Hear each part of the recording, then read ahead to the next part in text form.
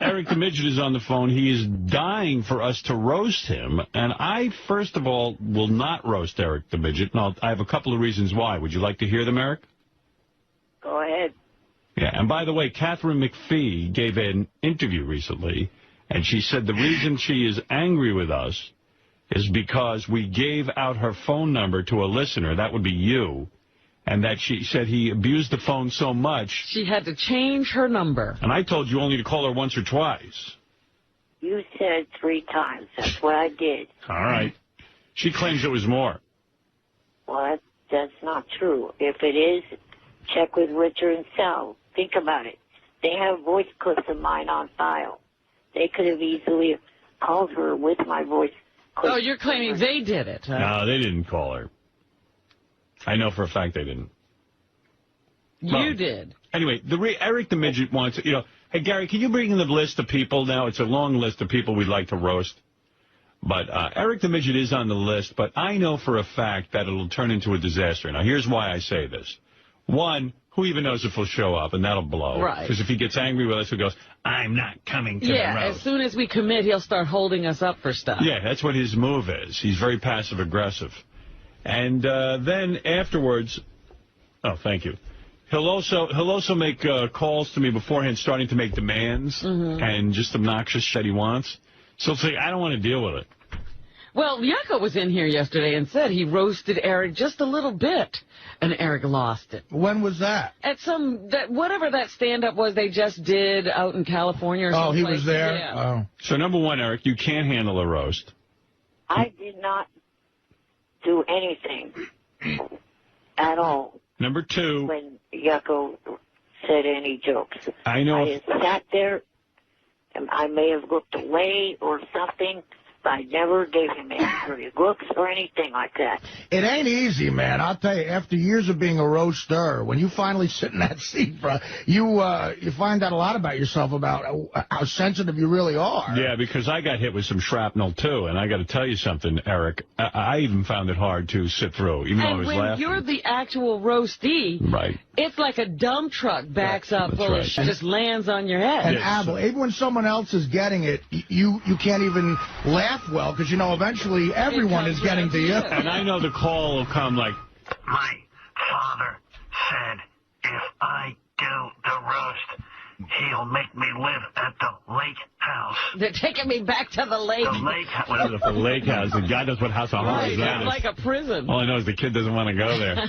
The lake house is a punishment. It sounds like a nice deal, lake house. Right, is he like the midget Rockefeller? I don't know. What's with the lake house? Why do you hate it so much? Just too isolated. It is prison. He's Little Rockefeller. He's like in the Phantom Zone. He's half Nelson Rockefeller. Are you like Superman? That's your fortress of solitude, the lake house? I guess so. You go there to talk to your father? Are you a Superman freak? Do you love Superman? I thought the last movie was real good. Yeah. I just would think that Eric would like superheroes. Why not? Yeah. He's geeky like me. But he'd also he needs superpowers. Yeah. What is it, Sal? Hey, what's up? Hey. Eric made a revelation to me when we did the Whack Pack Revelations. Yeah. And it was that he got I can't even say it, a harassment suit from the police because a harassment call. Right, because you were calling a celebrity. So it wasn't us. A semi-celebrity. A semi-celebrity you were harassing. You're telling me the police, Eric, got on you because... She appeared on one reality show. Yeah. 3 Wishes. Okay. And what happened? You got her phone number? Well, I got her mom's number. You got her mom's number. And then what did you do? I called it a couple of times, and that was about it. But the whole thing was... What do you mean you called it a couple of times? How many times is a couple? El Creepo. You don't get a harassment suit because you called someone a couple of times, Eric. Well, the mom was being a little protective because not only was I calling, but there were several other people calling as well and following this girl back to her apartment because Three Wishes did not do that good a job at covering up where this girl lived. Yeah, so people like you could get her identity. Eric, did you send her anything? No. Eric, did you send something to her? No, I did not. Like a human head? Did you send her flowers? No, I did not. Guys are telling me that you sent her flowers to her apartment. That freaked her out, too. I couldn't even get the correct apartment. You would have. Well, why were you calling this girl from the TV show? Would you have a crush on her? Yeah, I thought she was really cute. How old was she, like 13? Oh, no. She was living on her own. She was 18. Wow. All right. You did all the research, huh?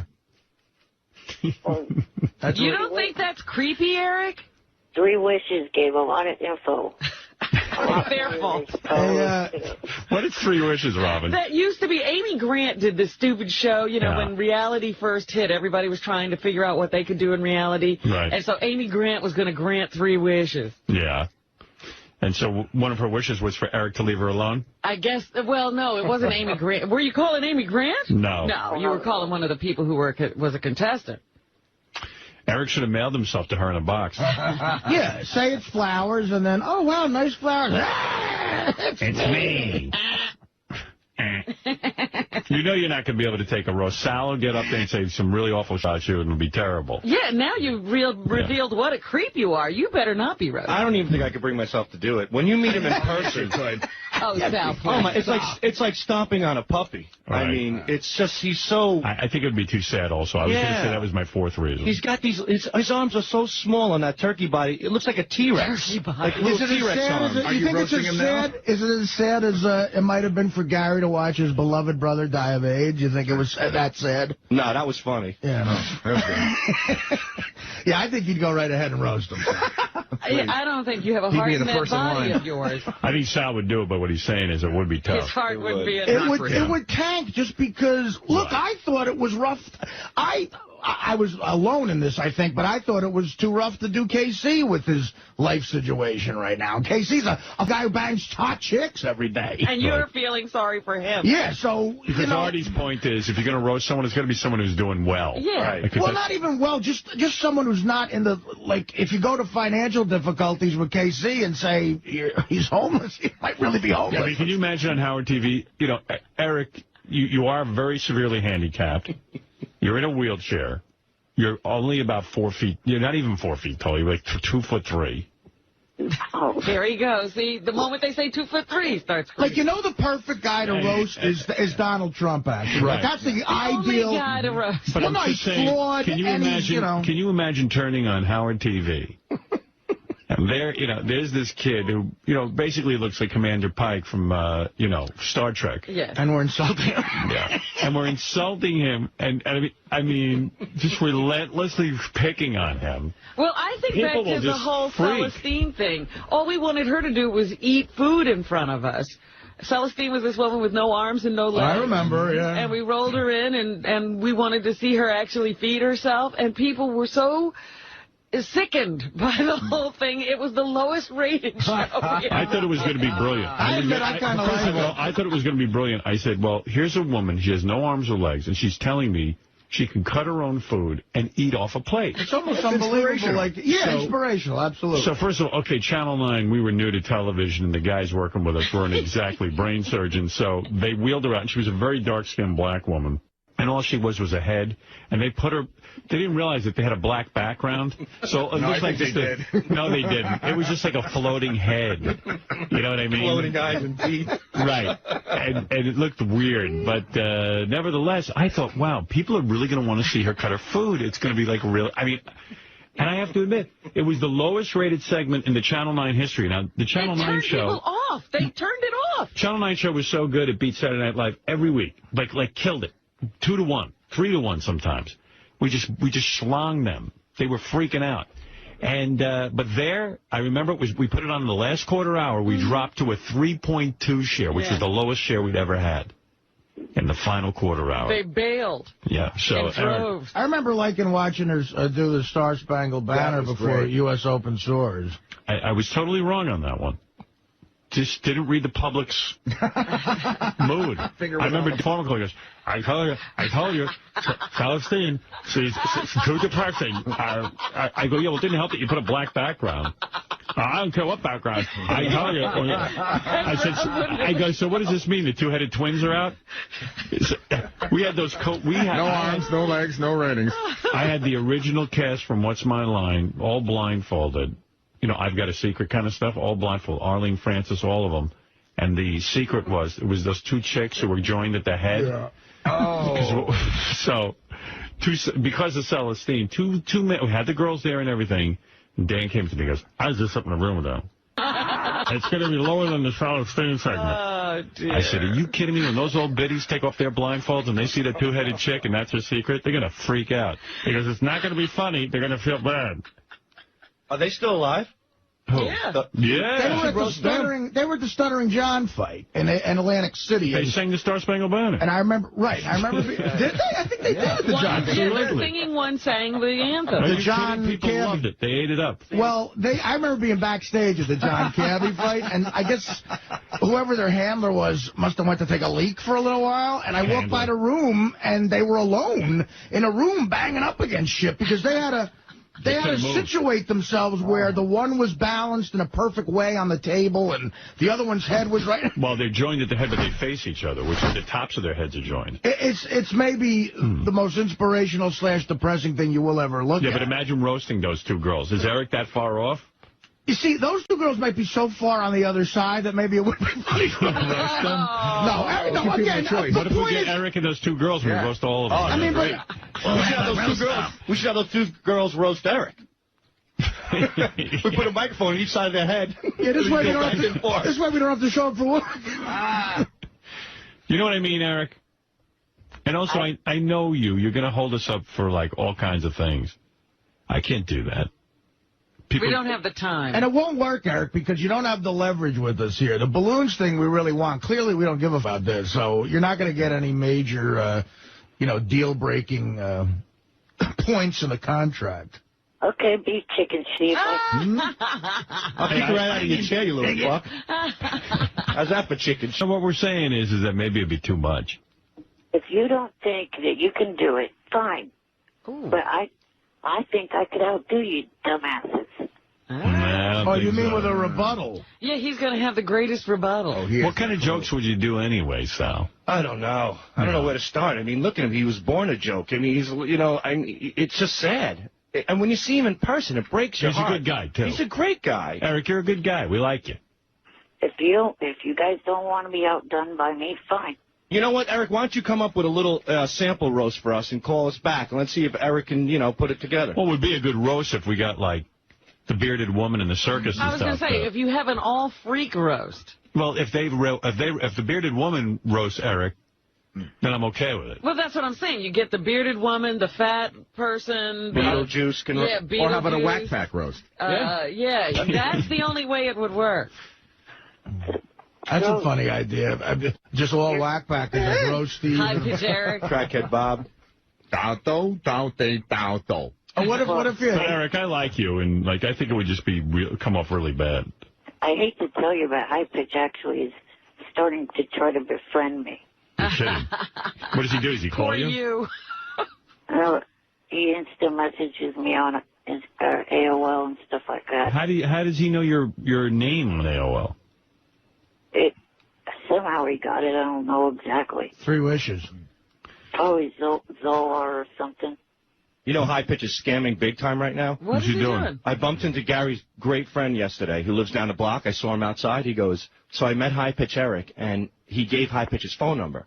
High Pitch calls him and asks him, he goes, are you rich? And the guy goes, well, I'm okay. He goes, can you mail me some cash?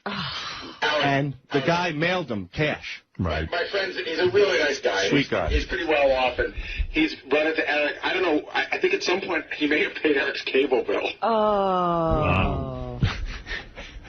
For a dummy, he's good. And then, in fact, my friend told me that Eric called him and was crying that he couldn't feed the cat and the dog and they were going to die or something.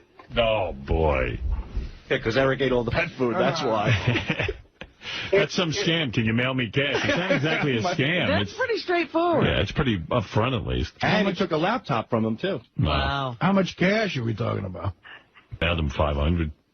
Here's an idea. Instead of having you guys or the Whack Pack do it, there's over 1,000 people together with SFN and MySpace that would probably love to take your spots to roast me. So go ahead. Let him roast you. What do we give a shit? Nah, it's not going to fly, Eric.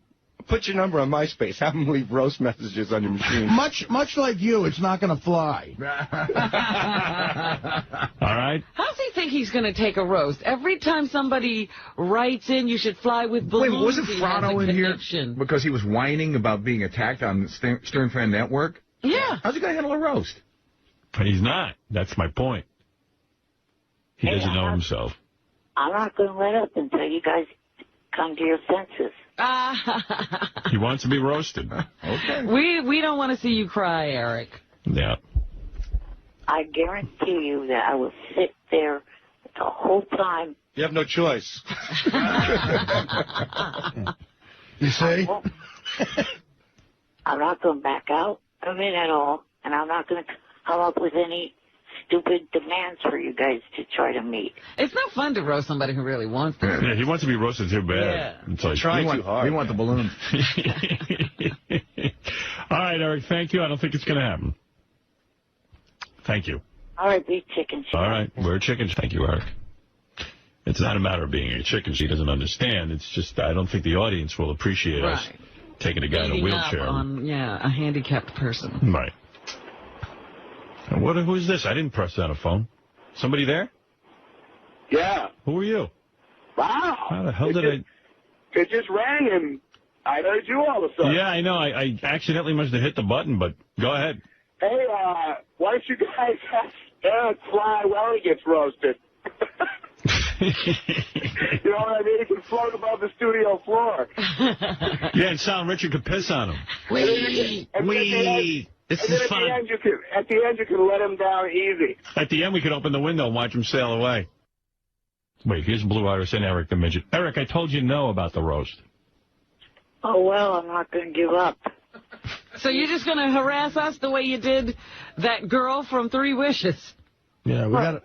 You guys, for 5 years, had call after call to jab at me, and you're not going to give me the opportunity for one day?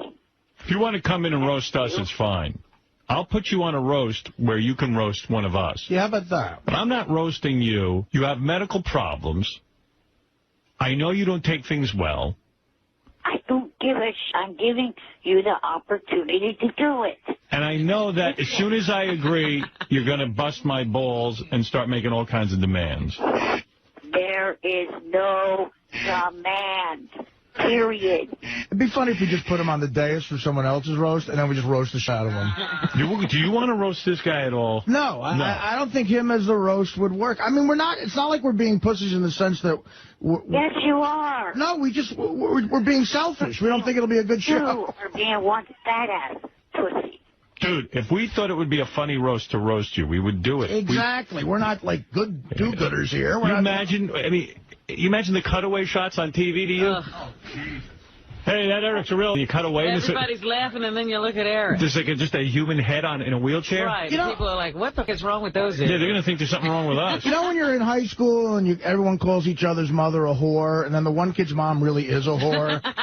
Whoa, is that awkward. Yeah, I mean, what could you say about Eric that's not going to really cut to the bone, you know? And it's very hard to do, Eric. You have my attention right now. Try it. Why? First of all, why are you so into getting roasted? What's your what's in it for you? Yeah, exactly. What's your move here? To prove that I can take it. To prove that you can take it. That's it. But when you're not able to, we look like the dicks. Yeah. If you roll out of here crying, what am I going to do? That's not going to happen. You can't take that chance. I'm telling you, Eric, as a guy who's had a very long, successful radio career, I'm telling you it wouldn't be funny. You know, right, you're a nice guy. It's just not going to work. I mean, what if during it you die or something? Ugh. That's all I need with your health. You guys are a bunch of losers. You're right. Well, whatever. Respect my decision. I've jabbed at you about 3 or 4 times in this call. You're like these guys on American Idol who can't sing, and Simon tells them they can't sing, and you don't want. Won't leave the room. Yeah. I want you guys to do it. I know you do, but you're not going to get what you want in this case. I'm very sorry. Okay, why in the hell you come up with stupid things that I do not agree to do, and then all of a sudden you come up with this, I agree to do it, and you won't let me? Because we didn't ask you to do it. We want you to fly. Well, is there anyone who disagrees is there anyone on staff who disagrees with this assessment? I'll give everyone a vote, but you've got to abide by the vote, and I don't want to hear from you again. Maybe there's some people who think... Benji, do you think it'd be funny to roast Eric the Midget? Honestly, don't give me a shtick answer. This is the real thing. Could we do a mini, 10-minute roast of him? No, mini is not funny. A full roast? I've said all along I think we should go outside the show anyway. Right. So what is the answer? No. Fred? No, he's going to cry like a bell. Right. Artie? Oh, shut up, you idiot. I don't think he'll cry like a baby. I think it'll be bad for other reasons. No. I vote it's too sad. Robin? Too sad. That's right. Anybody else? Sal and Richard, you're part of these roasts. Do you want to vote? Gary? Gary, am I wrong here? Eric the Midget roast. Sad? Hey. All right, Richard, go ahead. You seem to know something. Go ahead. Put on the mic. I say no because when we met him, he's just like such a tiny little guy, and he's so sad in person. I felt bad for all of our... You shut up, Eric. I mean, even that I would have to forgive if he was here in person. Right. Like, he's just too, little guy. My impression is that it sounds like a great idea until you actually have to look him in the eye. Right. And when he's sitting in front of you, it just gets... But he's insistent on it. I don't know. So what are you saying, yes or no? What's your vote? No. He gets on my nerves, so I say yes. Oh, stop. All right, that's one yes you got, Eric. Sal? I think... And Sal, by the way, is somebody who participates in the roast, so you got to abide by that. Yeah. I think it's funnier that we won't give him the roast than actually roast again. So I definitely say no. Yeah, actually, this is a way to just everything he wants, we won't give him. And the things we want, he won't give us. Well, yeah, we're actually roasting him now by not giving him a roast. Yeah. Right. Now you know how it feels. Eric, now this is your roast. I love that he can't believe that you won't let him fly with balloons now that he wants to fly. That's notice my move every time. What is wrong with you? All right, Eric, thank you. Hello?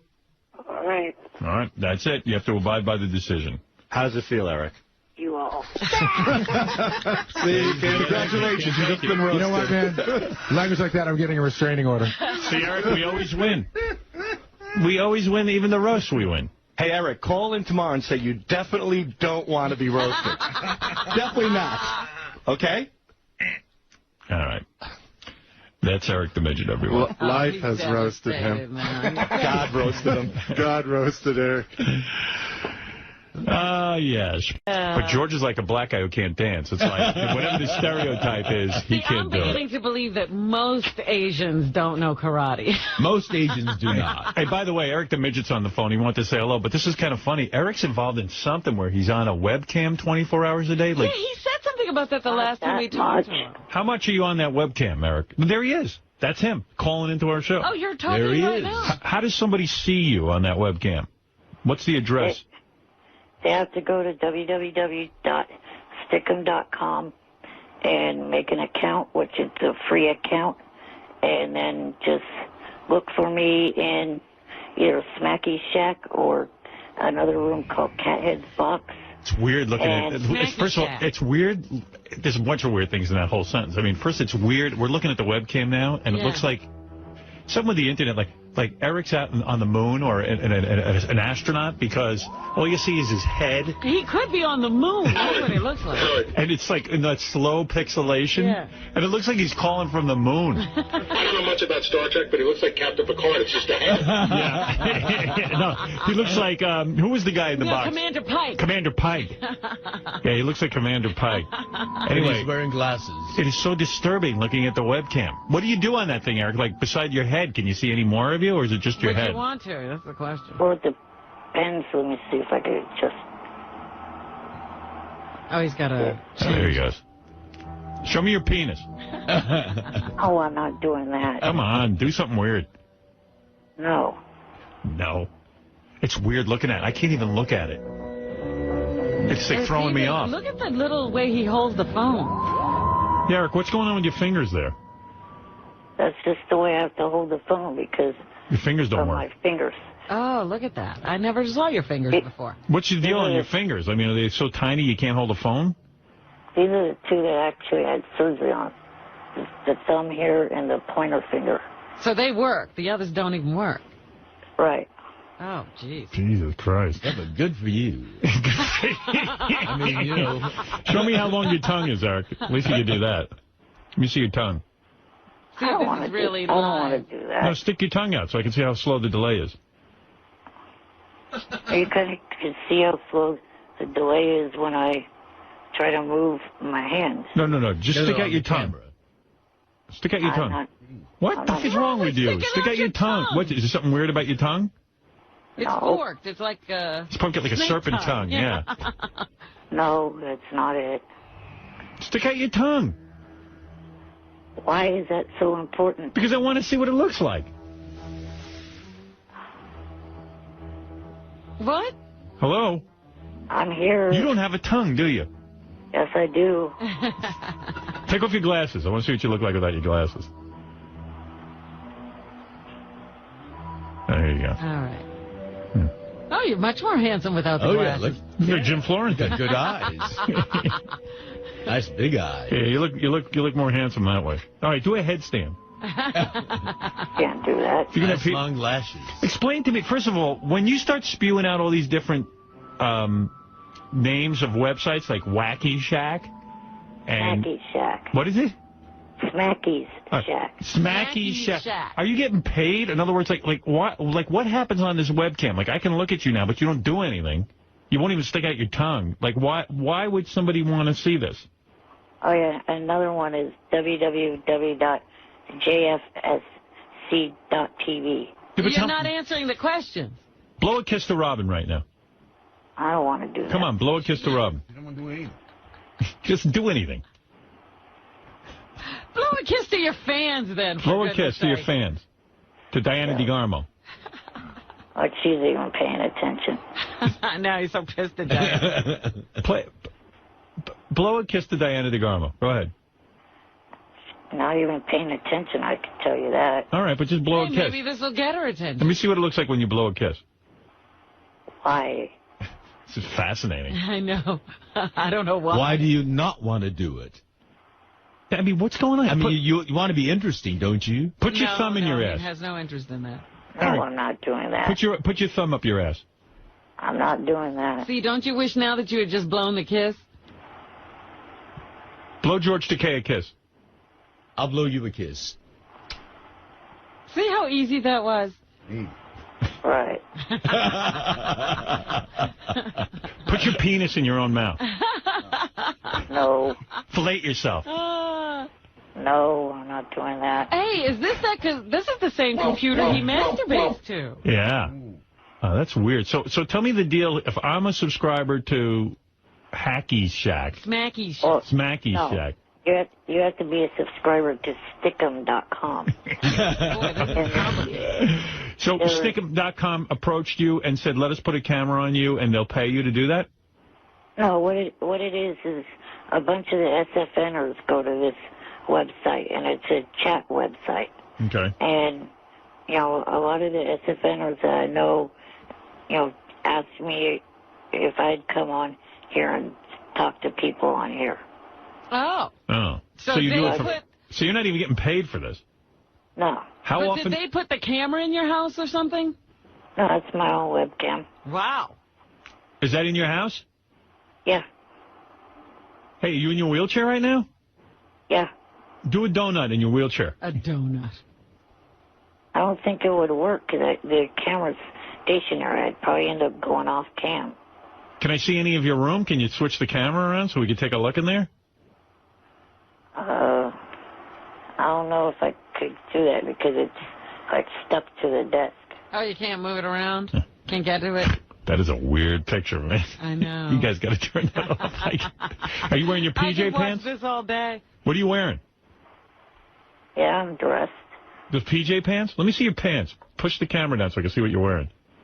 No. Where's your little feet? Let me see those. No, I'm not doing that. You won't show us your feet? You keep a blanket over your lap? No. You got jeans on? No, I have my sleep, what I sleep in. Oh, your PJ, The PJ pants. Let me see your PJ pants. Put the camera down so I can take a look at those. No, I'm not doing that.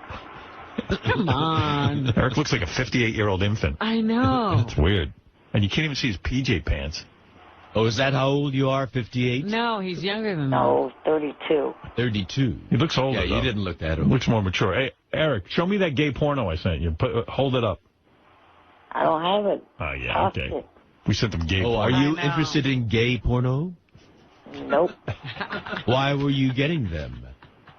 Because Richard sent it as a joke. Oh, yeah, we sent him some straight I know porn about and then Richard, stuck yeah. the gay stuff in there. All right, well, Eric, this is all very fascinating, even though you don't do anything on your cam. But How's that script coming along? I sent a don't copy ask. of it to Will. Speaking of scripts, you know, I Yes. told Isaac I'd read a script over the Yes. weekend.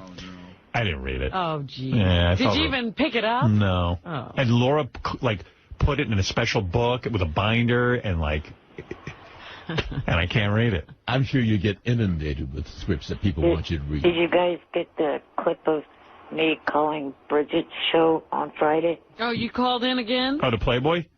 Yep. Yeah, I didn't get that yet. We're going to get it soon, though, hopefully. Did it go better this time? Yeah. I think it. I hung up on him. Let's see if he gets pissed. Let's see what it looks like when he gets pissed. He's still talking into the phone. Talking? Wait, watch when he gets pissed. Oh, now he's Look. down. Or is he dialing us again? Look, I wanted to see what it looked like when he got pissed. Look, his eyes are bugging out of his Oh, head. Howard, there's a mean streak No, he's in you. dialing us again like he got cut off.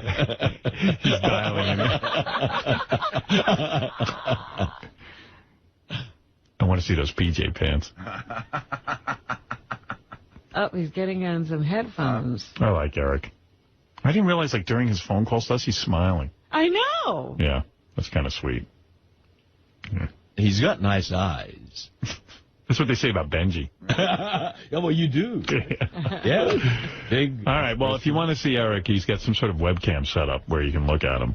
And I got to say, as someone who's watching it, it's definitely worth it. It's definitely worth it. Put him through Eric's real quick, hit. Gary. I'll explain to him why I hung up on him. He's got one of those headsets, too, like an operator wears. Right, but that's not his phone. What is that? I don't know. There's something weird going on. I guess that's how he talks to the other webcammers. I don't know.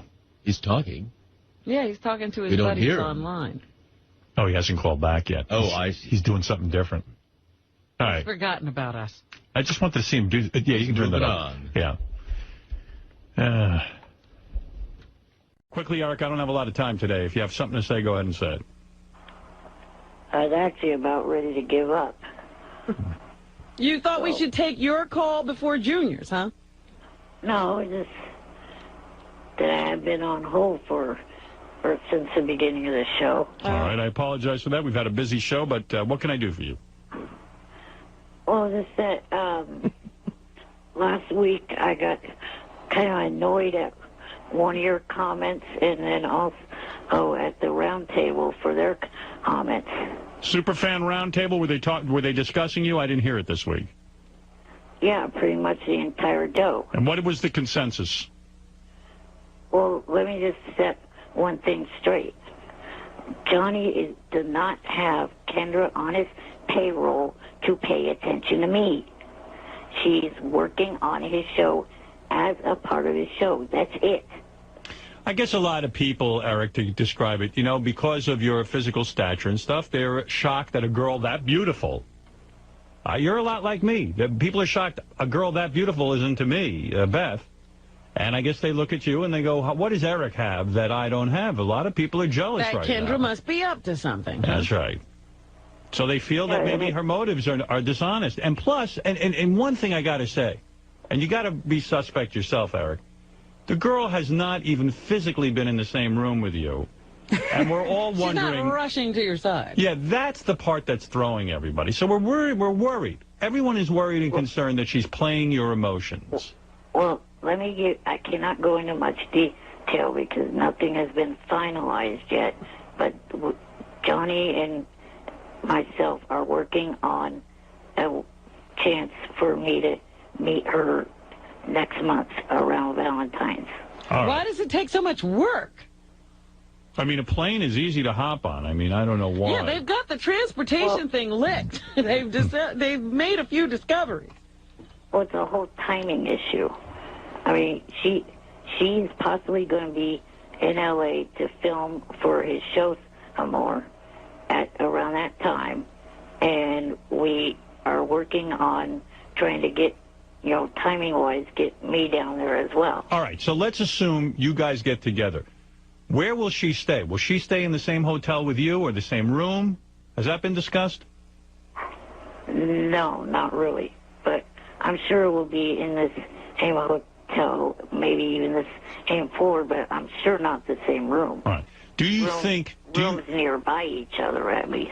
I'll tell you what, for me, what will cement all of this, if you call me after that meeting and you tell me that the two of you were intimate with one another. When I say intimate, I don't necessarily mean intercourse. I mean some kissing, romantic talk. Maybe you get to second base. Maybe you feel her titties Eric has up. already said she's his girlfriend. Why this, we'll have separate rooms? Well, maybe she's waiting for marriage. Oh. There are proper girls out there. But you're absolutely right, Robin. If she's his girlfriend... Howard, I actually like the way that you're handling this today. You're toning it down on the whole sex talk. Well, thank you. And a compliment, Howard, to your host. But Eric, what I'm saying is, and I'm being serious now, I don't want to see you get hurt. If she is your girlfriend, and I know what you mean by girlfriend. In other words, she's special to you. That means she's already romantically thinking about you. All you two need to do is get into the same vicinity. I'm saying if you two go to this hotel, and you're there, and you're hanging out, and you're having dinner, and she's not kissing you and hugging you, Artie the fat junkie. Hey, listen, that's libelous. You can't say he's a junkie. Anyway, Eric, I wish you luck, and I don't know what Superfan Roundtable, they're suspicious. These are guys who really follow the show, and rightly so. People are a little bit suspicious. And we're waiting to see if this Kendra is the real deal. You can understand why. Right. Okay, so let's find out what happened, and that'll be it. Now, when is she supposed to go to? They're still working it out. They took it less than a month. They're talking about Valentine's Day, Artie, which is February 14th. Valentine's Day. That'll be fun for you. They're going to have a Valentine's Day meeting? Yeah, well, listen, if they don't meet by Valentine's Day, you could see that it would be a fake. Yeah. You know what I mean? If they're really boyfriend and girlfriend. Right. Anybody if she's for real about him.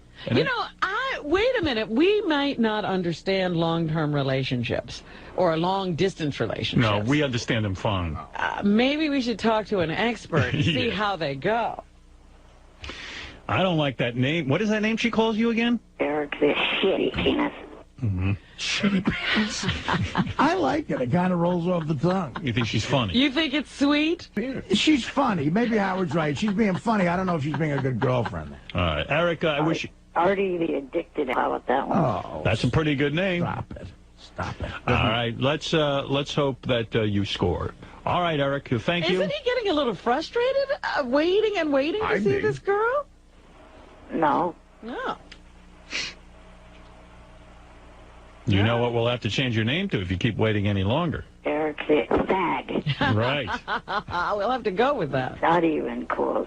All right, Eric. Good luck, and let's hope you do score with this girl. She's very beautiful. Thank you. Okay. Right. Talk to you later. Bye-bye. Talk to you later. She is hot. She is hot. She's got good taste. He definitely thinks there'll be some hand-holding and kissing if they meet. All right, well, we'll see. Let's go to Eric the Midget. Hey, Eric. Good morning. Eric the actor. The actor, I love it. Eric the actor. Eric the actor. How about that, Eric? You got to stop doing that, otherwise you're never going to get rid of that. Eric the actor. Eric, what can I do for you? Well, I was calling to get an update about what you were talking to me about on Thursday. Oh, okay. I do have an update for you. Actually, I did a little bit of work on Eric's claws on the weekend. Oh, I'm glad you know what he's talking about, because I was like, uh-oh, here we go. Well, I told you, I told you I have been in conversations with Robert Mills, one of the producers of The Bachelor. Well, forgive me. I don't sit around wondering about what is going on with that See, all Eric, weekend. I'm the only one who cares about you. Not Robin. She didn't spend a minute thinking about you. Eric, the piece of crap. And I don't think the rest of the audience did either. Oh, I think they do. Some piece of shit. I beg I to think differ. maybe those 6 people who bought tickets. Eric, so I spoke to the guy. You know, we emailed each other. And I said, hey, Eric's really serious about having a meeting with you. And he said, basically, he said he can envision Eric in something. Like what? I swear to God. He said, I can envision Eric. As him as the Bachelor? Not as the maybe being one of the guys vying for the Bachelor. Or maybe even being the Bachelor. Right, that's what He's saying say, they've never had a handicapped Bachelor before. And Do you think they should have as many handicaps as Eric the first time? Can I tell you something? I don't know, but this guy's really interested in Eric. So I said, how does Eric make this happen? They never had a club-footed Bachelor? He said, give Eric my number. Never had a fat ass as a bachelor either. Yes, they have, yes, actually. They have, yeah. Are you ready for a serious relationship, Eric? Not one your size. Hey, Eric, and Robert keeps asking me to say ask Eric to say something about the rose ceremony. He wants he wants an audition or something. Oh, would you accept this rose? Yeah, would you accept this rose, please? Would you accept this rose? Yeah, okay. And all the women are saying no. They run out of the room. But anyway, so Would you say I'm club-footed, you bitch? He said that he wants to speak with Eric, and he thinks that maybe Eric could fit in somewhere. I think this is the cruelest thing you have ever done. Why? This is crueler than sending Gary the retard to the moon. Why? No, I'm not making this up. You I are said pulling Eric's leg. no. I said, you Robert. don't know the man from The Bachelor.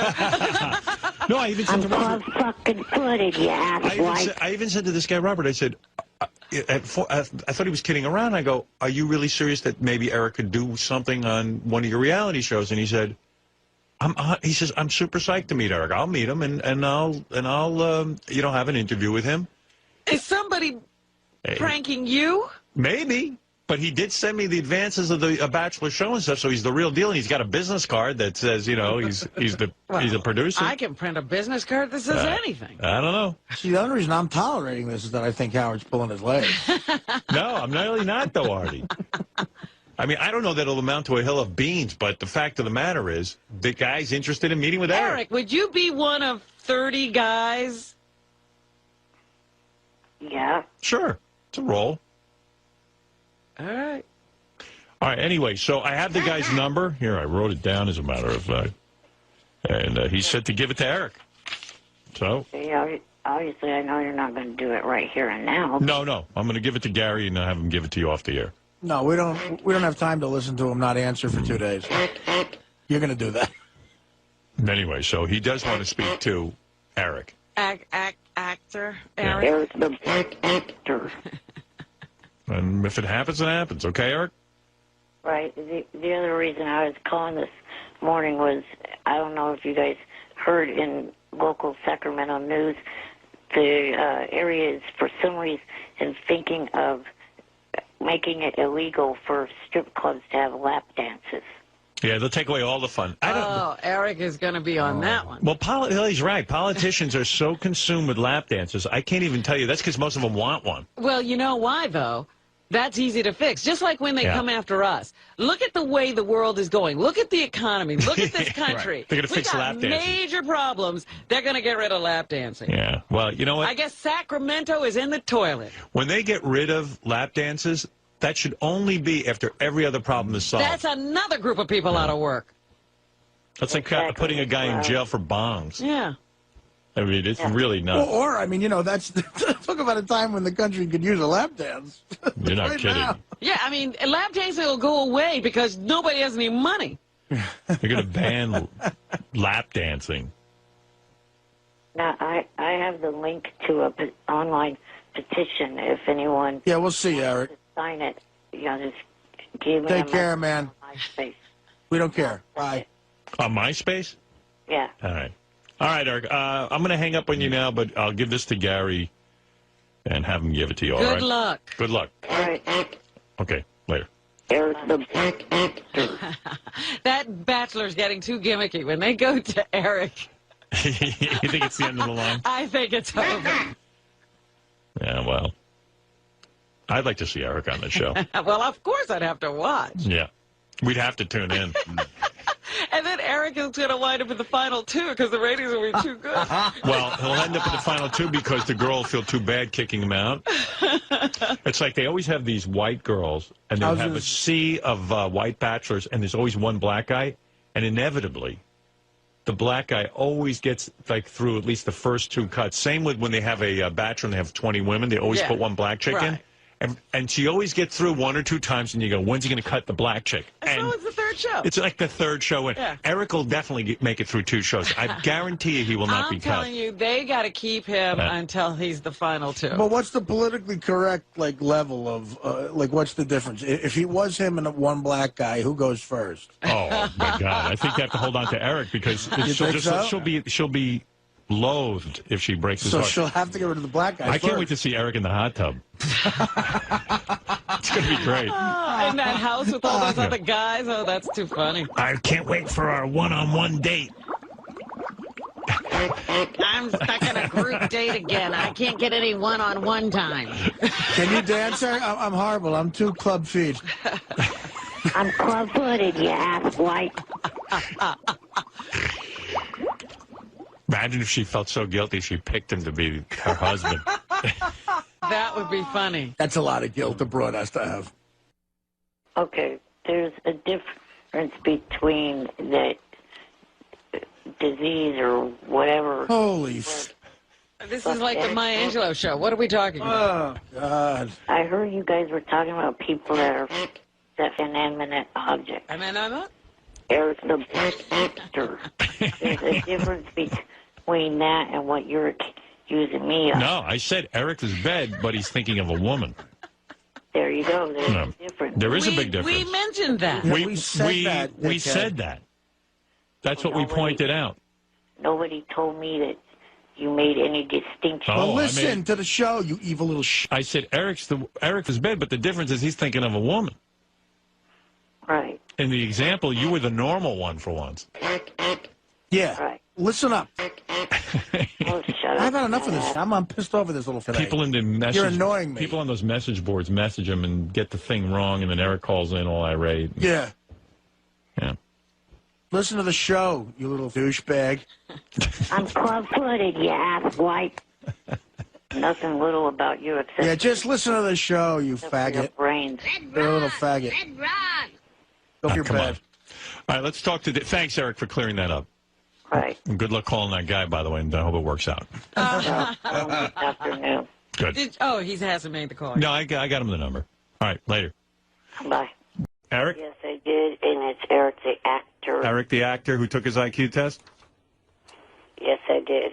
How do you think you did? I stumbled over a few things, but all in all, I think I did a good job. Well, we can't wait to hear the results.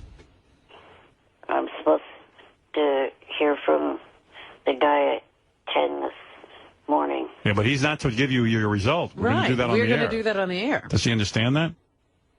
No, he said he's going to give me the results on the phone.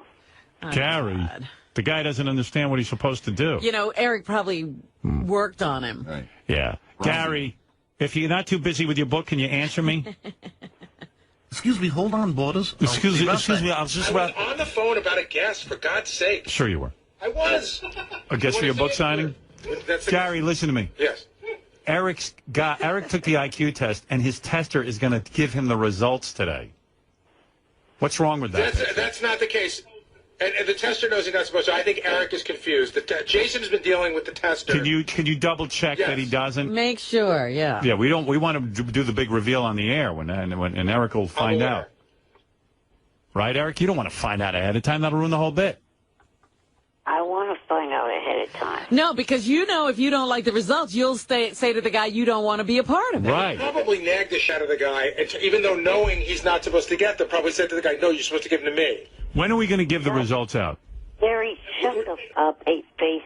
I did not nag the out of the guy to get the results ahead of time. So he just... No one is allowed to get results ahead of time. Well, hold on, Eric. He just offered them up to you without you saying a word. Yes.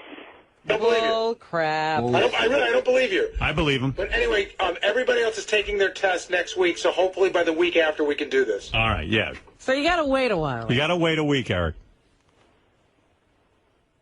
Those are the rules. As put out by the FCC. And the government. I don't believe that. I don't want anyone knowing. It's not going to be any fun. Don't call that guy today and bug him. Yeah, I want it to be fun so everyone starts betting and arguing over who won.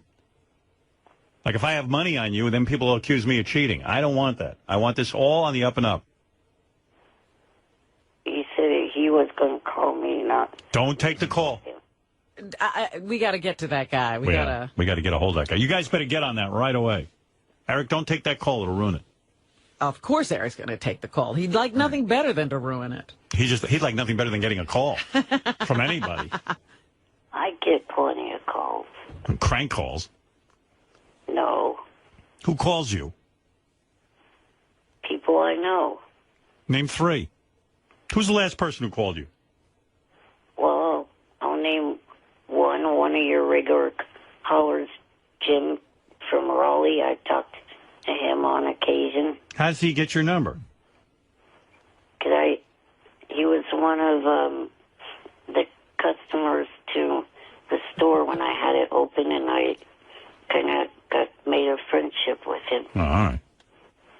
Well, that's not exactly a personal relationship. Who else? That's somebody Eric's looking for money. Some other fans, like Peter, who is one of the moderators of SFN.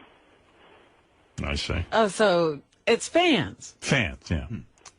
And also friends that I know from before I even called into the show. All right. All right. Well, listen, don't get the results yet. We're doing it on the air. It's a whole bit. We're going to bet. Why do you want to ruin every bit? You knew that you're not supposed to get those results. He knew. Nobody told me that. You know when we did it the first time, everybody found out on the air. Hold your horses. Okay? All right, I think let me wait. The doctor's on the phone. Let me tell him. Doctor, just tell me, what did Eric get on the test? Eric got a -17. A -17? I've never heard. Eric's the stupidest person on His earth. IQ is below retarded? He didn't even know his name. Eric, the doctor says you got a -17. Richard, shut the fuck up. Richard? You're a dip, Eric. Is this Eric Richard? He didn't even know his name, Eric the Midget. What did he tell you his name was? I don't know who this Richard character is. Yeah, who is Richard? Jackass. Richard's back in the air. Jackass. If you're going to try to impersonate someone, try to lose your accent, you stupid shit. At least I'm not a -17, dummy. You're not Richard Christie, are you? No, I have no idea who that guy is. What is your name, Doctor? My name's Rusty, Dr. Rusty. Dr. Rusty. Rusty Pecker.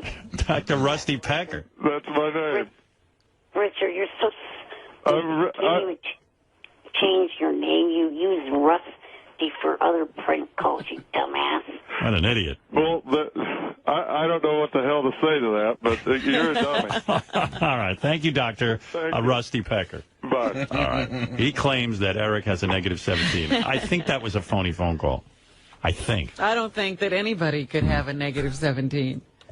Eric, I don't think it was Richard, but I think it was a phony. That was Richard. It was his acting and his stupid prank caller Rusty name. I see. All right, pretty Shuli. sure it wasn't a doctor. Right. Yeah, that I agree with you, Robin. Yeah, go ahead, Shuli. Just want to give you an update. You know, Eric's a little upset. Well, he doesn't like Jeff the Drunk to begin with, but he's even more upset with him now. Why? Jeff apparently got a booking to do some stuff with the WWE. Oh. And Eric was not too thrilled about that. Is that right, Eric? From what Shuey and Jeff said in an interview last week that they did with me. Jeff, did you get work with the WWE? I did. What are you doing for them? I'm going to be hosting Monday Night Raw. He keeps saying he's hosting it. He's doing a segment. Like, I don't think they're going to turn the whole show over to Jeff, but he's doing like a spot or two. He's going to be on it. He's going to be on the air. Oh yeah, he's doing a thing with a very famous wrestler that's been on the show a few times. This has got to be killing Eric. Wow. Eric, how'd this happen? What? Who? Jeff running in and stealing your thunder. Did you call Johnny Fratto to say what's going on, Johnny? He called me. I didn't call nobody. All right. You didn't even solicit. They called me. Well, maybe it's because they hear Eric turning down everything. That's probably it. They asked me about Eric. What'd they say? They said, is he really a little jerk off? I said, yep. I put them both on the phone together, and I let Jeff break the news to them, and they're just going back and forth. So what is Eric doing now? Is he posting like on the web and saying this is wrong? I really think he's still in a state of shock. Like he's in doesn't denial. believe it. Yeah, like he does not believe it. I almost don't believe it. But it's legit. Like Wow. I've talked to people from WWE. It's happening. Wow. Eric. December 27th. Eric, how'd you let this happen? How'd you not get that gig? Well, given the fact of what I heard, I would not fit because I'm sure Jeff got it because it's with Stone Cold Steve Austin, who drinks a lot of beer, and so does Jeff. I don't drink beer. What do you drink? Water. Water. Boring water. Pussy. Oh, boy, this is something. All right, listen, you two, I can't talk about this all day, but Jeff, when are you going to be on WWE? December 27th. All right. How is it a paying gig? Yeah, it's written Albany. Wow, that's beautiful. Monday Night Raw and all. Jeff calls me and he's like, So what should I ask for, money-wise? and I'm like, I don't even know what they want you to do. Like Shuli's advising. Yeah, like now I'm Shuli's his. barely scraping by. I know. Now I'm his Fratto. What'd you tell him? I said it depends what you're doing. You know, if you're on there for 2 seconds, just be glad with whatever they give How you. long are you on for, Jeff? I'm not really sure yet, but they're going to have me do, I think, a couple segments. All right, you want my advice? Yeah. 500,000. Oh. What do you think? It's TV. Nice round figure. Not a penny less. Not a penny less, man. And you don't do anything without making that money. What do you think you should ask for, Eric? I don't care. If he gets 500,000, Eric's head will That would be explode in great. real $2 life. million. Linda McMahon just wasted $50 million. They got plenty to waste. She didn't make it. She didn't No. win, no. Didn't even get close. People, I guess, had a problem, voting for a wrestling executive. And didn't hear anything about that on this side of the country. No. What are They're keeping it from you. There's an embargo. There's a news blackout. Nothing on the internet that I can spy. On this side of the country, Meg Whitman wasted a whole bunch of money to try to become our governor. Right. All right, listen, you two. Jeff, congratulations. Eric, a little shocked by this news. And Jeff, congratulations to you, but Eric, do not, under any circumstances, find out your result on your IQ test. Yeah, and Eric, I'm going to beat you little fuck. You took it, right, Jeff? Yeah. Yeah, I got Eric. 8 and 9.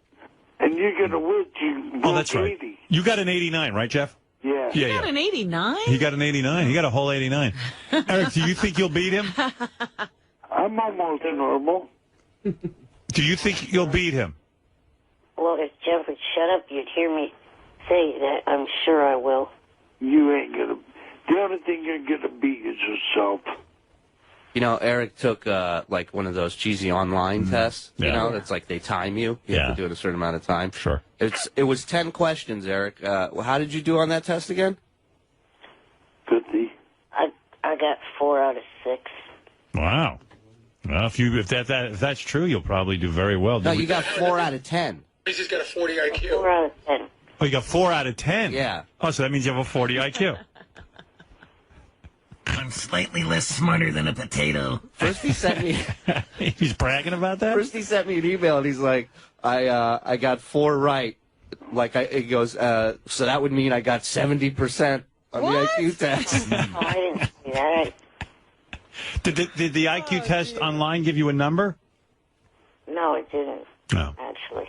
All right, well, we'll see. Listen, we're going to know from the real deal very soon. Hey, can I ask him one quick question? Yeah. Hey, I know you said you get a lot of calls, right, from friends? Yeah. If 9 people call you every day for 7 days, how many people called you? That's a lot of people. Bye. Bye. What do you mean bye? Hello? 63 bitch. All right, thank you, Jeff. Oh, too bad Frank from the WWE was on. Wanted to speak to Eric. Okay. Oh, really? And Eric left. He really did. Frank, what did you want to tell him? Yeah, we wanted to get Eric involved with the WWE, too. We wanted to use him as a turnbuckle. George Animal Steel's going to chew on him a little bit. That is the guy I talked to. Yeah, he hung up. He hung up, unfortunately. Well, he missed out a little. All right, thank you. Thank you. All right. And good morning, everybody.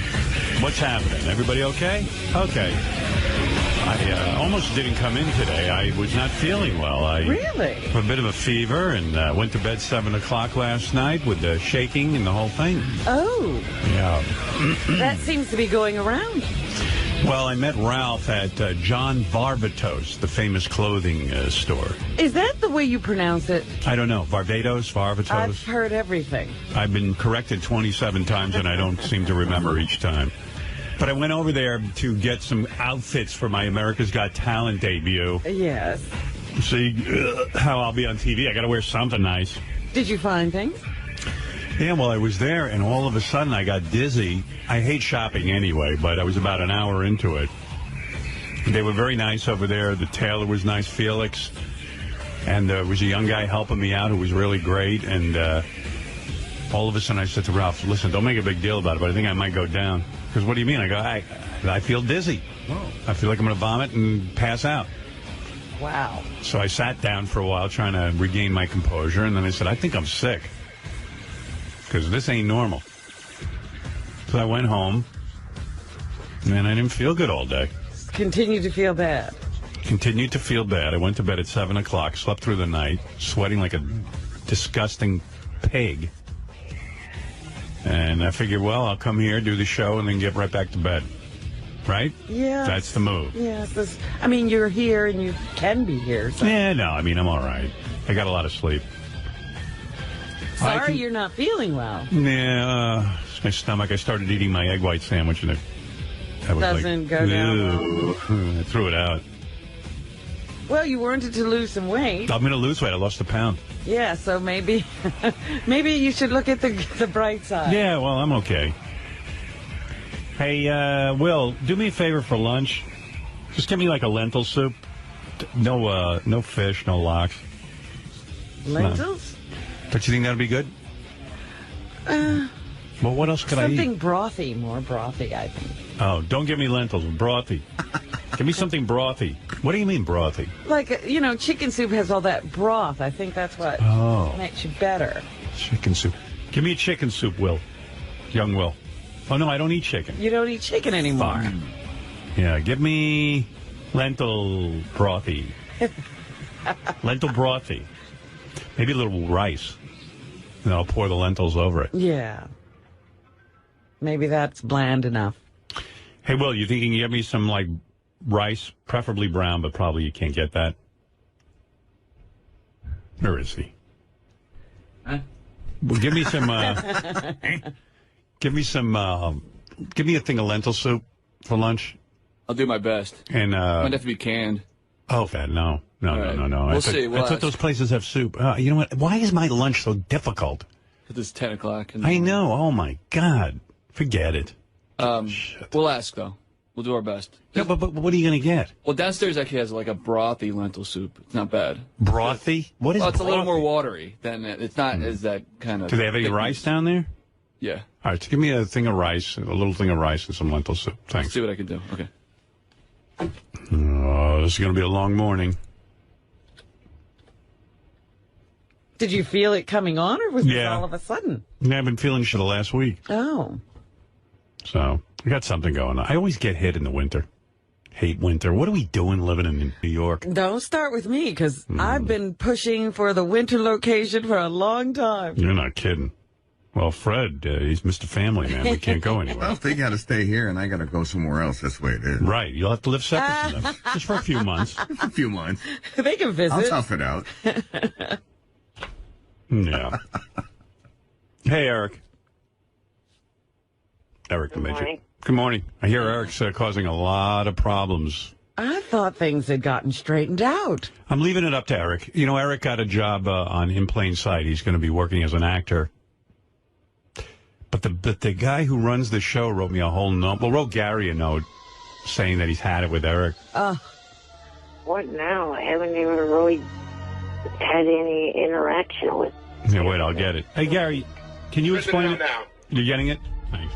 Just because you're not having interaction with him, whoever you're having interaction with, it's getting back to him.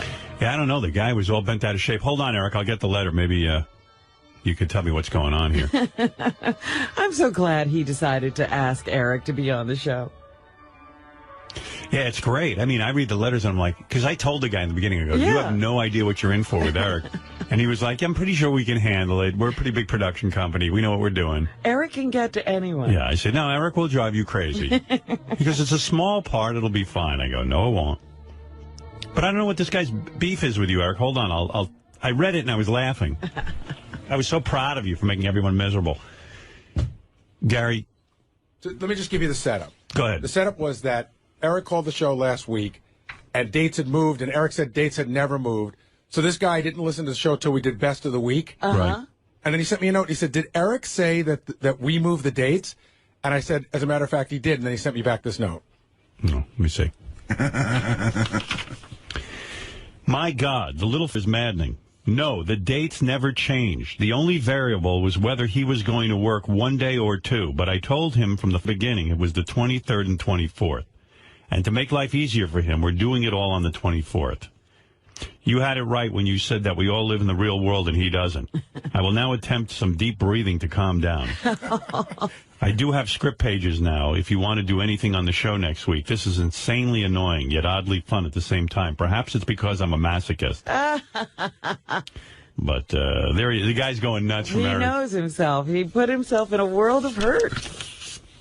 But evidently, he's going ahead with it, and Eric is going to be acting, which is always good. And when Eric's on the small screen, everyone loves it. I love it. Well, Eric loves it. I love it. Anyways, that clear that up, Eric? Yes, but I don't know what he's talking about because, the only date changes, like I said, was on their part. The only thing I did was change the 23rd from being a morning flight to an afternoon flight.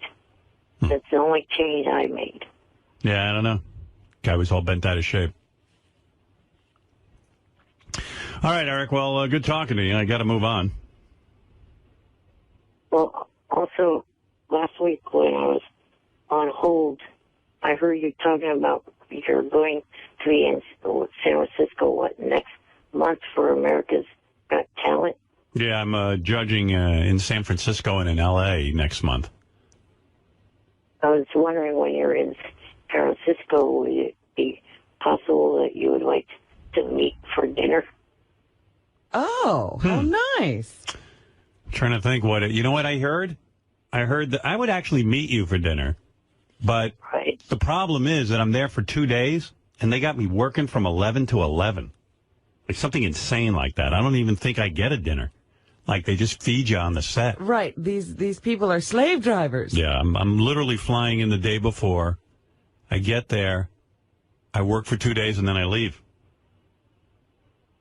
Do you know when that would be? Because I noticed that Howie Mandel is also going to be at an Indian casino in Northern California on February the 19th. I mean, I have the dates in my calendar. You really want to go through them? Yeah, I actually need to know the dates. Okay. Let me go get them. But I don't think I can do dinner with you, Eric. I don't even think I can do dinner with my wife.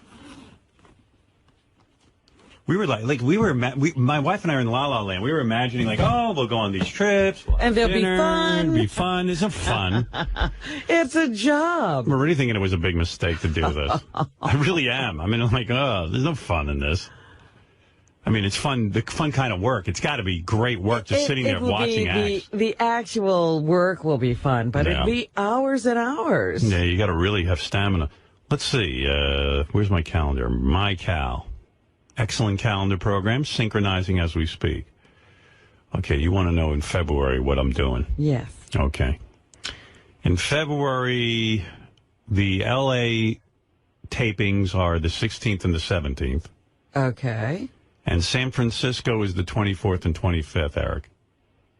Okay. Yeah. Which is a Friday and a Saturday. What do you mean? What? What are you doing? What are you thinking?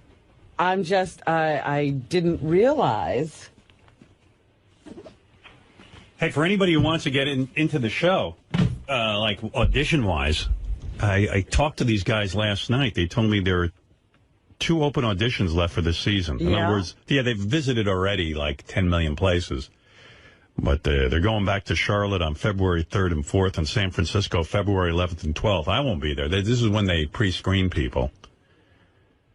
And they say that anyone who can't audition for the show via video, they can do it via video by going to agtauditions.com.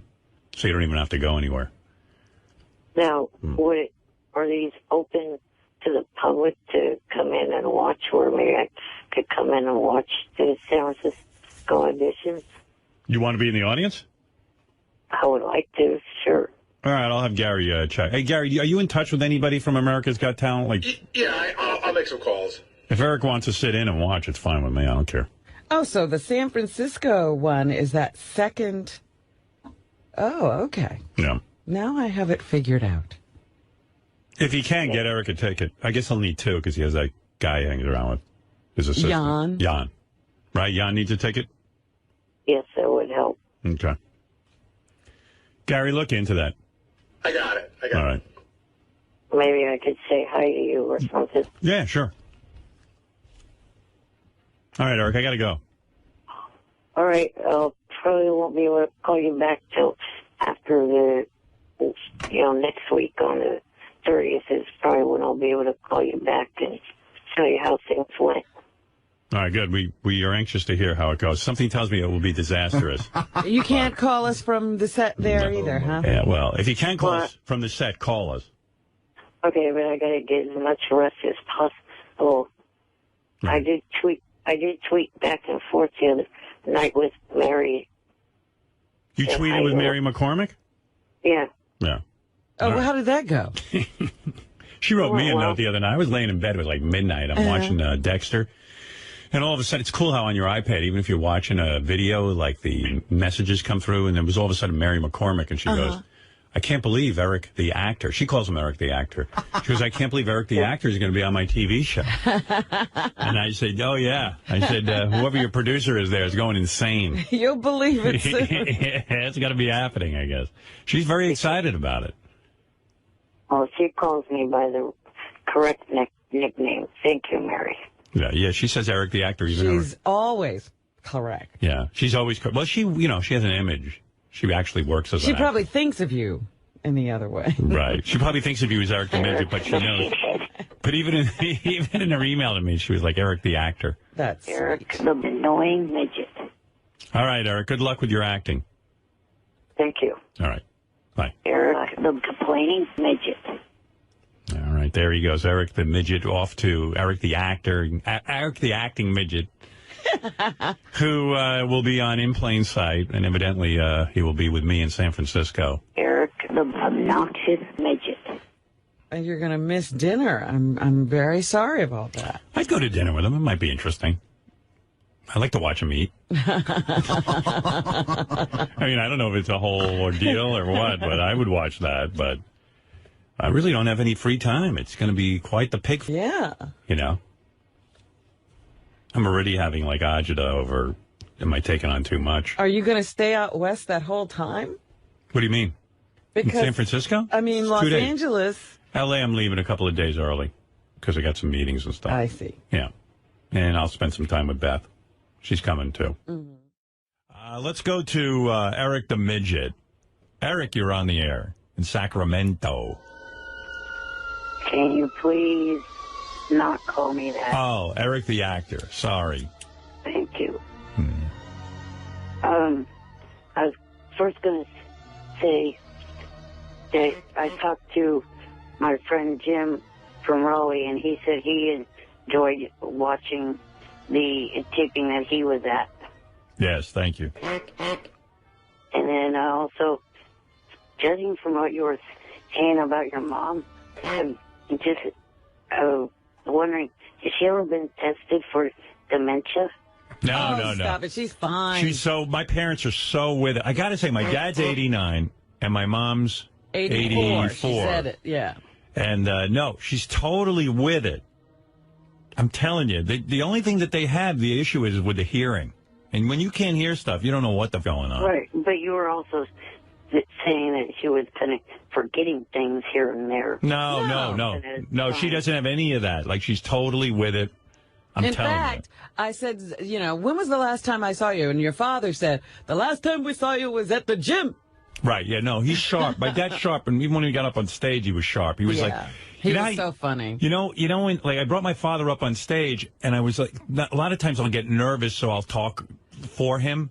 But like I realized I was able to just shut up and let him handle it. Yeah. And he handled it well. He was on his game, so it was good. It was really special actually for me to put my arm around my dad and bring him up on stage. I actually pushed him onto the stage. I had to crane him up there. Those steps are pretty treacherous. But now that'll be interesting to see all that when it finally starts airing. Yeah, I think so. My striptease too. Oh boy. You got a career. Yeah. It would be cool if I could sometime maybe be able to come to one of the live shows this summer. Would that be cool? Be cool for you. I told you could come to any of the live shows, Eric. I mean, but you got to get there. That's the problem. Right, yeah. You're never around. Yeah, we're not taking the live shows to Sacramento. Well, right. I know that. But you're invited. I mean, you're absolutely welcome. Just give me a heads up and I'll get you a seat. You know what I thought was interesting? The splitting up of the Whack Pack. Oh, my God. First of all, I get to this taping. Who's sitting right in the front row? Jeff the Drunk. That's what I heard on Wednesday. Like, he had the best seat in the house, and he was in my eye line, and it was like, oh, my God, I'm looking at Jeff the Drunk? Really? How did he end up with the best seat in the house? Funny, because I was sitting behind him. Yeah. And I said the same thing. I said, how did Jeff, you notice it as soon as you walk in, Jeff's in the front row. Right. And I saw, King of All Blacks was, in the balcony. And somebody said that he complained really loudly and he got moved. Oh, no. That's what the producer told me, that he bitched and complained that he needed to be up front, and so they just put him up front. They didn't want to deal with him, huh? Did you see what was going on with him, by the way? Yeah, that his ass crack was hanging out? But there was a moment where you introduced him, because what would happen is he can't sit down like a normal person. He's got to completely bend over before he sits down. So I saw it the whole show, but at one point you asked him to stand up, and he stood up, and when he sat down, you would turn around. The whole audience just goes, whoa, at once. I mean, it's so noticeable. His asshole. He ass cracked everybody? His pants are down. There's at least 6 inches of ass crack showing before the whole thing starts. Jeff, are you aware that your whole ass crack was sticking out the whole time I was working? I lost a lot of weight. Oh, did you? I didn't realize that my pants were going to be falling down like that. And Sharon doesn't know our show real well, and she kept saying to me, what is wrong with that gentleman's arm? So then I go, well, he had a driving accident when he was young, and it's he lost the complete use of it. And then she goes, well, oh, real? And then I find myself explaining the whole Jeff the Drunk story. And I go, well, you see, Jeff, I've told him he should amputate that arm because it's useless, but he wants to hold on to it rather than put a hook or something there. And she goes, well, why doesn't he get rid of it? I go, well, I think he's hoping that one day they'll rehabilitate it, or maybe they'll come up with a cure or something. But do I have that right, Jeff?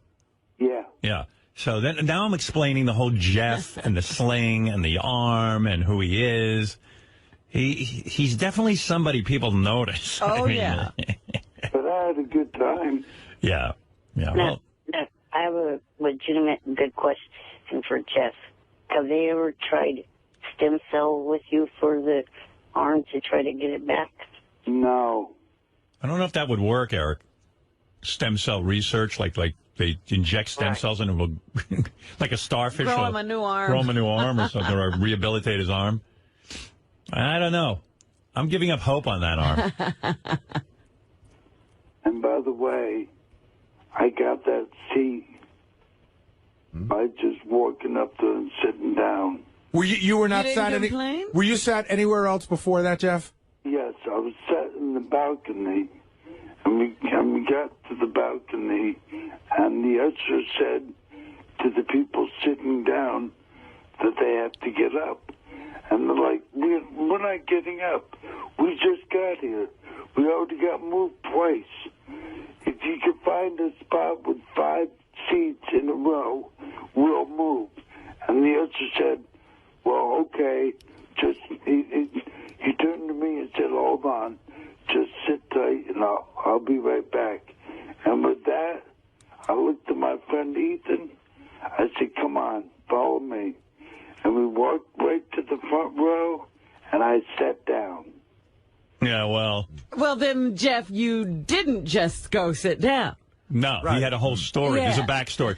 You know, all I know is I sat down at the judging table, and right to my right is Jeff the Drunk. In other words, there's me, there's Howie, Sharon, Howard, and then Jeff is almost they should have handed him a buzzer. When you're a judge, you can only see 2 rows on your right or left, and Jeff was one of them. Jeff was like at my side. He was my wingman for the entire experience. And then I said to somebody, is Jeff going to be sitting there like at night too? Or and they go, no, he's only staying for the Thank afternoon. goodness. You won't be with him all day. I think he was going through the DTs. I think he had to go out and get a drink. Because toward the end, weren't you complaining that you had to leave? No, the same. When is it over? Yeah. God. He goes up to the producers and goes, when is this over? Because I said, well, he probably needs a drink. I wouldn't take it personally. Jeff, you drink? You still drink, right? Yeah, but I didn't drink at all. No, not there, but I'm sure you went out and got a drink as soon as the taping was over. I didn't. No? No. I'm impressed. I went straight home. I got home at 9:30 at night. No.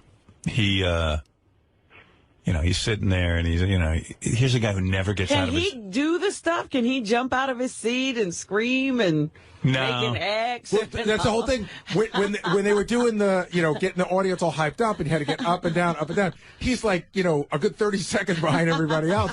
But it wasn't, there were 3 women sitting behind me who were all pretty cute, and they were just like ready to vomit because it was just nothing but his ass. You were at a lot of tapings. I went to the early one on Wednesday and Thursday. Yeah. They were great. I saw one of the best acts I've ever seen in my life. Which one? Without giving it away, the dog act. Oh, yeah. Fantastic. I couldn't stop talking about it. I couldn't stop thinking about it the whole weekend. They were fantastic. That was great. That was great. All rescue dogs. But I saw a lot of other cool stuff. I really got into the meat of what it's like when somebody sucks and they need to be told. Yeah. It was some really interesting stuff I saw. You have a hard job. I know. Oh, there was a moment that was just there were people in the audience who were crying. Yeah, something happened between me and one of the contestants, which I think will be very, very interesting when you see it. It was heartbreaking, just on every level. I know, believe me. Did you hear somebody yell out, wah? That was probably you. Yeah, I made a kid cry. Yeah, that was pretty bad. Because you know what was really funny? Before it happened, I was like, you had already X'd somebody. Right. And I was like, that was fun. Now I want to see him do it to a kid. Well, you saw it. See, I don't know. And it's not pretty. No. See, that was my second day. The first day I saw you guys make a young girl cry as well. Yeah. And that was also, it was crazy. Yeah. There's a lot. They have a full-time psychiatrist that works there. Is that true? I should hope. Oh, yeah, backstage. Wow. Yeah. Those people look pretty shaken up. Well, people audition, and then they've never, some people are never told no in their lives, and then when they hear it, they freak. Yeah. They don't get it. There were a couple of people today, I was there, who really looked stunned. Yeah, and you can't even believe it. You're like, you really don't know you suck? I know, you actually said to one of them, "Are you serious?" Right. See, now I don't know how much they show after everything's done, but like I know when you watch American Idol and that happens, my favorite part is like when they suck, and then the whole family, some uncles and cousins and everything, and they're like, they don't know what we know. Right. Oh, no, all that goes on. They tape all that backstage. That's why I said you're seeing one portion of this. But the family is not doing these people any help. No, they feed into the whole lunacy of it. Well, that's what, I was sitting next to your sister, and your sister said, doesn't she have a family? Doesn't she have some friends? Yeah, well, the one that I was talking about that was sort of heartbreaking, my younger son turned around to me, and he said to me, why would his parents let him go out there? Right. And I thought that was a really good observation for a young kid to see. That's the truth. That's what I say. Well, I said, one of the things I said to Howie was the other thing that they should have on the show is social services standing backstage to save those children. Take kids away from their parents. Yeah. Yeah, it's crazy.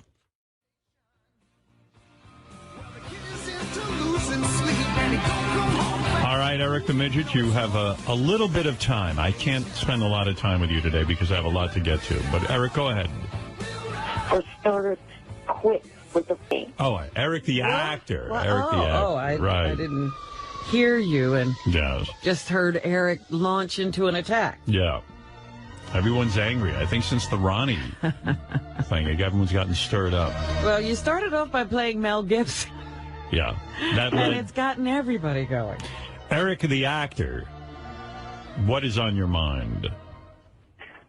I have had enough of your fans online.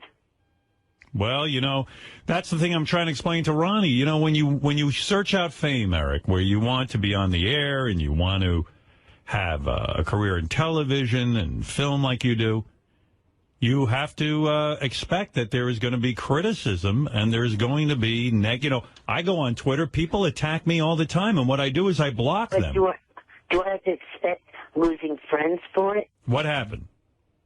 I've been blocked, as far as I can tell, I've been blocked from Diana DeGarmo, not from anything I've said to her.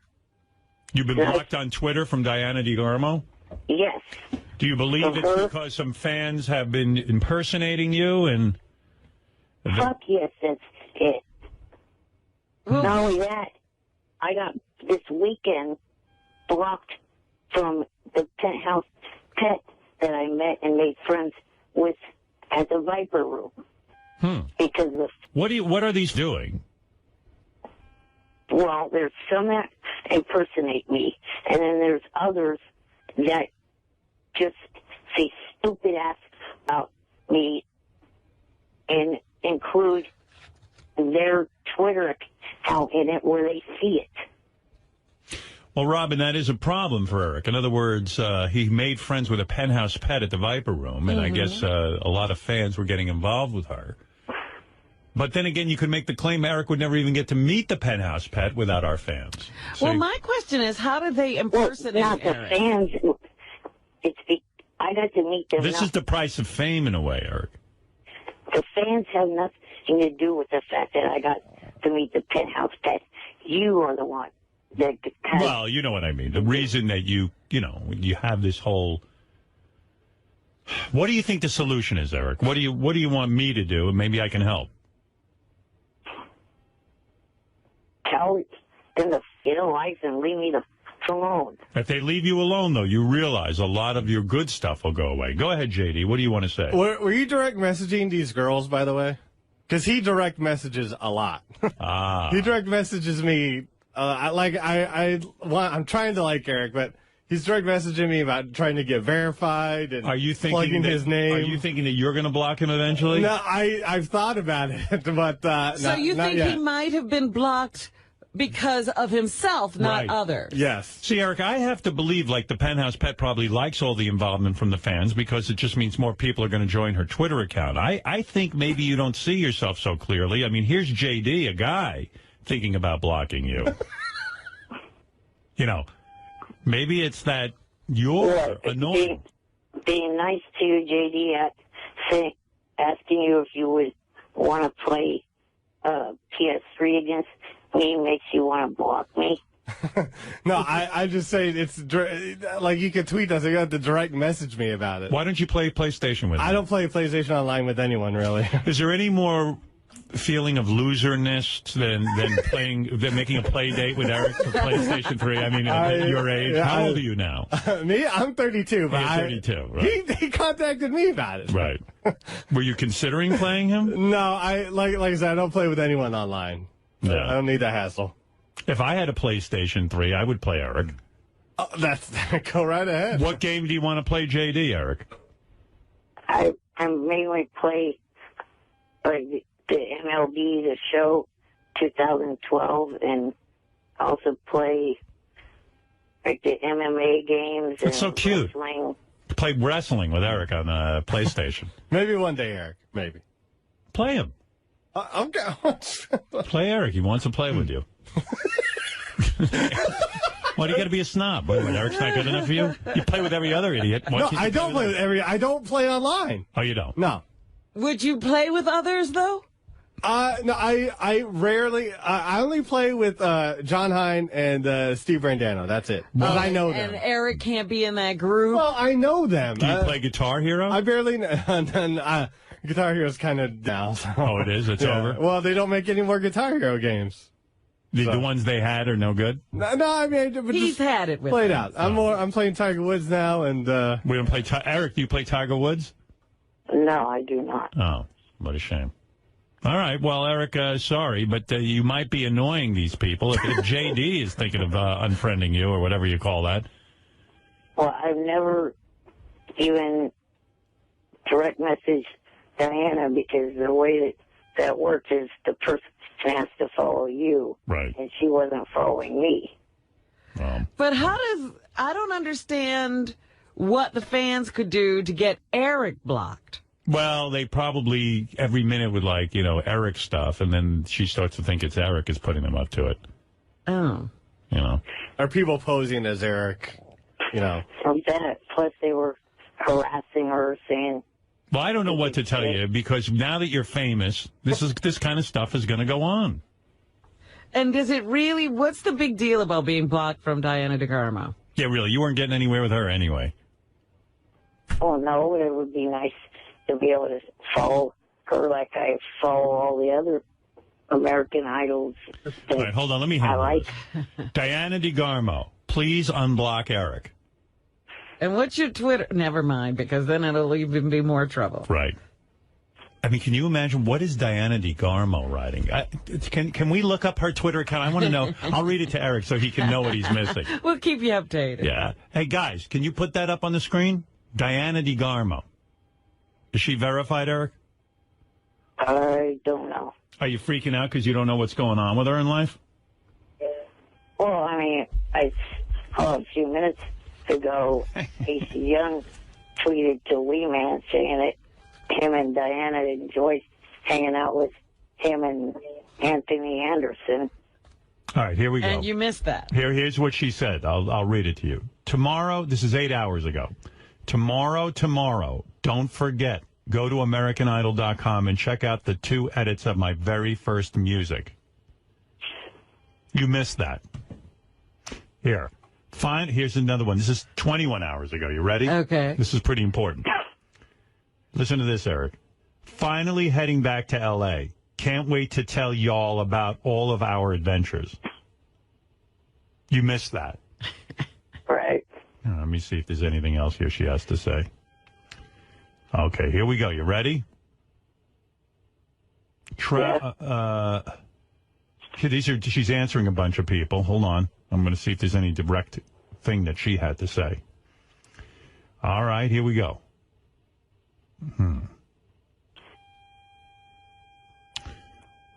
Okay, here we go. I'm reading through her list in case I see anything you might have missed. See, it's mostly her answering people. All right, here we go.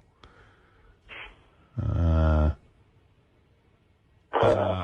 lot of them are retweets, Eric. You know? Do you care about those? No. Hey, But the two I read you seem to be the only thing she's really tweeted, which is what you missed. to the new imposter in a fight. All right. Okay, Eric. Well, we've tried to address it. I don't see any other anything here you might have missed. I don't see any Diana DeGarmo. Here's one you might be interested in. The woman tweets to Diana DeGarmo. One of her fans says, Diana DeGarmo, please have a good weekend. And she wrote back, I will try to. Okay? Okay. Here's one. I hope everyone is having fun and safe holiday weekend. This is from April 7th. Right. Here's another one.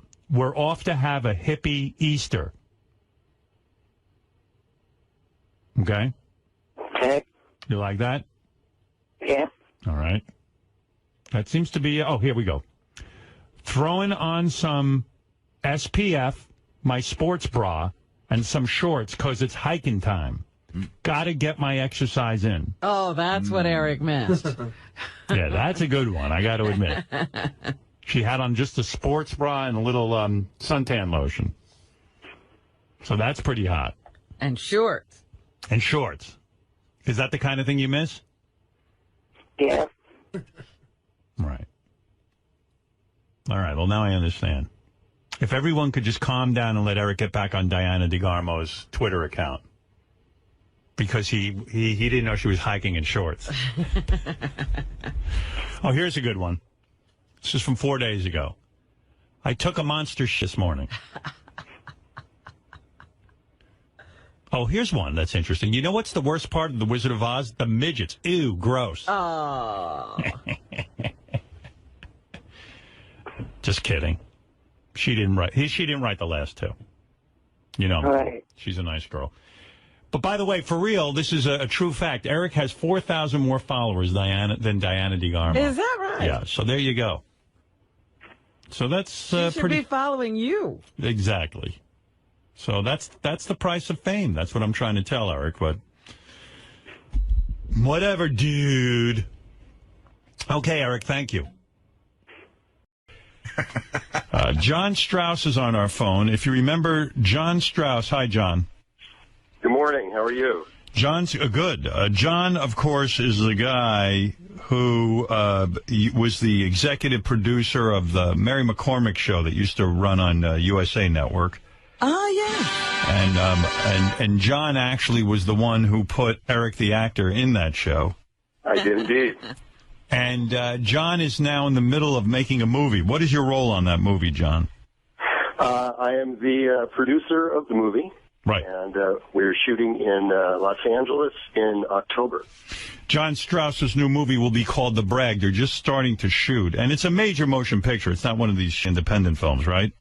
Oh, hell no. This is big-time Hollywood. Right. Special effects, This the whole isn't thing. a Kickstarter thing. This is really a real movie. Yeah. It's not like Kickstarter, right? No Kickstarter for us. Nope. Right. Money's Well, in the bank. We're ready to go. What's great about this, we were contacted by John Strauss, and we have something wonderful. We have a part in the movie. We do indeed. Up for grabs. And John left it to me. He said, well, who should I hire? Eric the actor or Jeff the drunk the actor? Now, on our phone... What is the part? These are two different types. Well, evidently it fits either one. It's designed to go either way. That's the beauty of it. Eric, are you there? Yes, I'm here. All right. Jeff the drunk, are you there? Yes. All right. John, let me introduce you. Of course, you know Eric the actor already. You work with Eric, him. hello. Good morning. Good morning. And Jeff the drunk, you do not know, John. You've never worked with him, but he evidently now is in the acting business, represented by the same guy, Johnny Frado. Yes, and I know you've dealt with Johnny.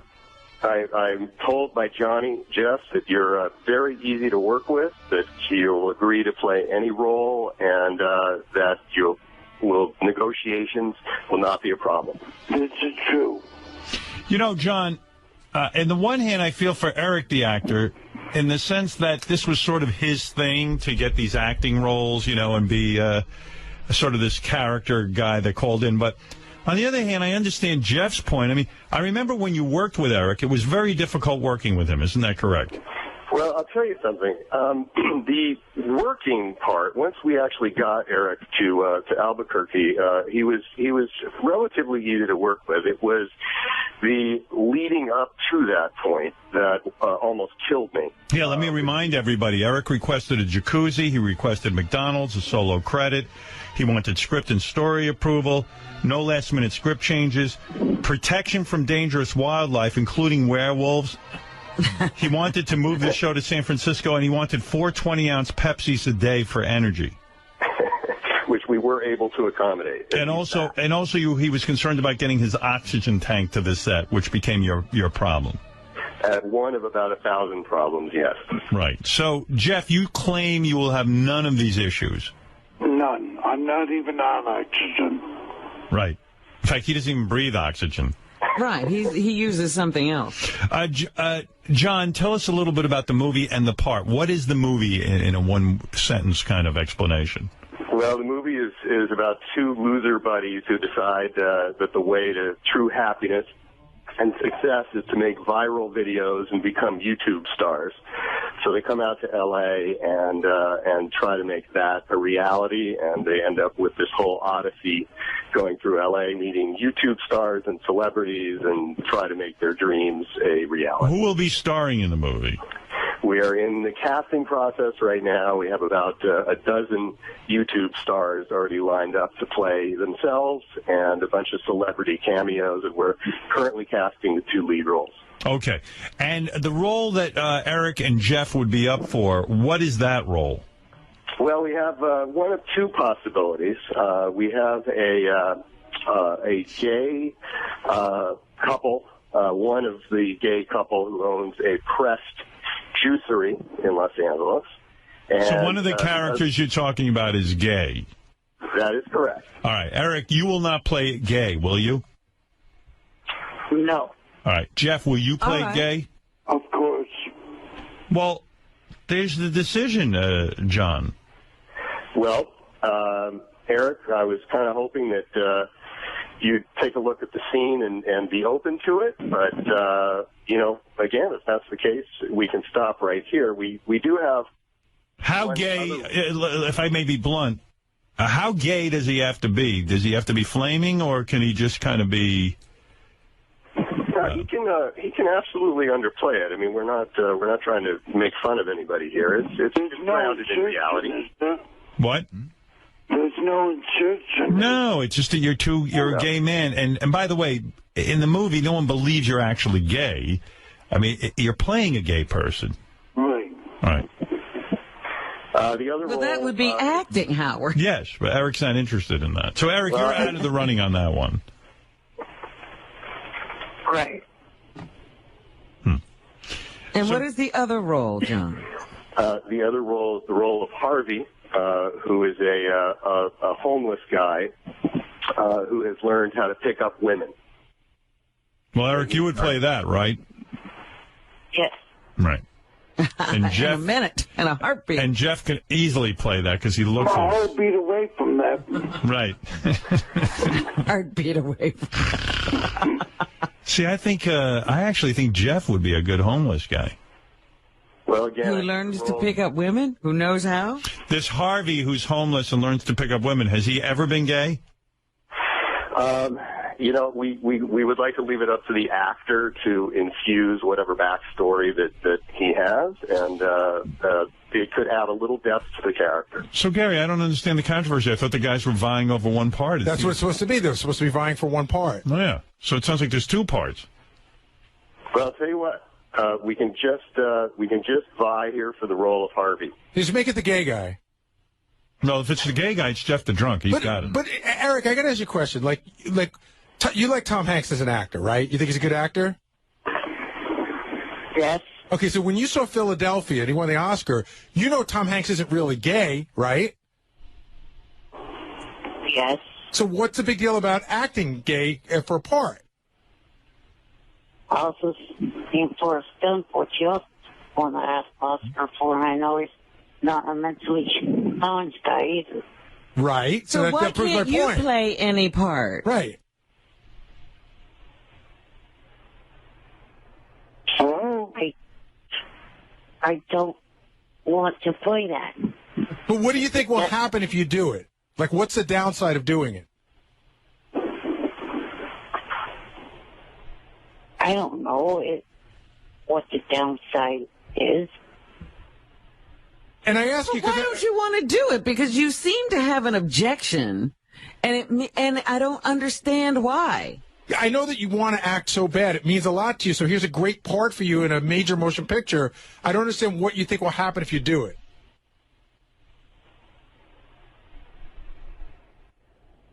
Maybe if your fans didn't already think I was or am gay, then maybe I would. What do you care what other people think? I get called gay all the time because I help Beth with those kittens, and who cares? Bachelorette all the time. What? And you watch Bachelorette all the time. Right. Who cares what people think? Tom Hanks didn't sit there and go, all of Howard's fans. Everybody's going to think I'm gay. Yeah, right. By the way, I bet he got some negative mail, and he just blew it off. And then I think won the Academy Award, if I'm not mistaken. Right. He did. Eric, I gotta tell you that your lack of eloquence precludes you from ever becoming a true thespian. Oh, my. All right, so what's the controversy here? Is there one role that both these guys are up for? Too bad this isn't a visual thing where there could be subtitles, so I could really have understood what the hell Jeff just said. He said it shouldn't preclude you from becoming a real thespian. Yeah, your lack of eloquence. All right, well, John, it's up to you who you want. Which of these two guys you want in the movie? I mean... Well, I'll tell you what we can do here is the role of Harvey. I don't know if you actually I sent it's just a one-page scene and just a few lines. Well, I tried to get it to Jeff, but he has no email, he has no fax machine, he has no way to communicate in the modern era instantly. Well. What I was going to suggest, if Jeff did live in our time, was that both Eric and Jeff read for the same role, and then we could all decide how they. All right, that's good. I tell you what, we'll get out scripts to Jeff and Eric. We'll let them do the scene. We'll hand carry it to Jeff since that's he's back in the Pony Express days. Jeff and Eric. Drop it by parachute. Jeff and Eric, are you amenable to that? Yes. Yes. All right. And we'll have an act off. So is the role of is the gay role larger? The gay role is larger and funnier, and possibly could definitely make a splash. But I did anticipate this potential problem, so I do have the role of Harvey in my back pocket, which is a lot of fun. Right. See, I think that the gay role is the role that should be up. That's what the producer... Eric's not going to play gay. Well, then he's out of luck. All right, then Jeff gets it. That's what I think. Yeah, but I think Jeff is better suited to play a homeless guy, and so is Eric, than a gay guy. Can you do any kind of gay for us, Jeff? What would you like? I mean, you'd have to convince me you're gay. Why don't you start with Over the Top? Let's hear that. You mean flamboyantly gay? Yeah.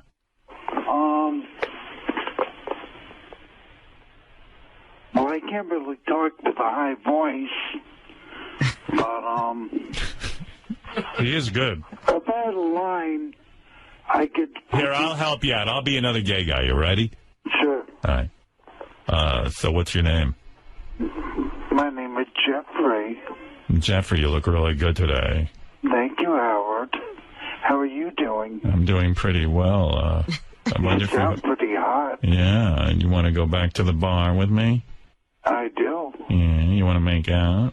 I do. I really do. You like to fin the ass, or you like to get fin the ass? I like the you in the ass. Yeah, well, I don't play that game. No, I'm really an undercover cop, and you're under arrest for fucking me in the ass. And Eric won't even try. Is that what we're Come on, hearing? Eric. Give it a whirl here. You ready? Hi, Eric.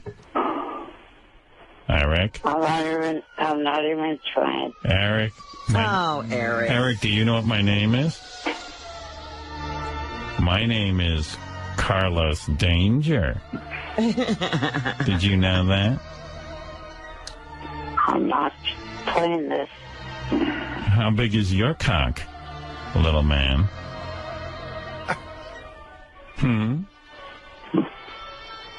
You know I'm not. You're resisting. Give it up. I'm not going to do that. You know, I once went out with a straight guy and I converted him in 10 minutes. I bet you I could convert you.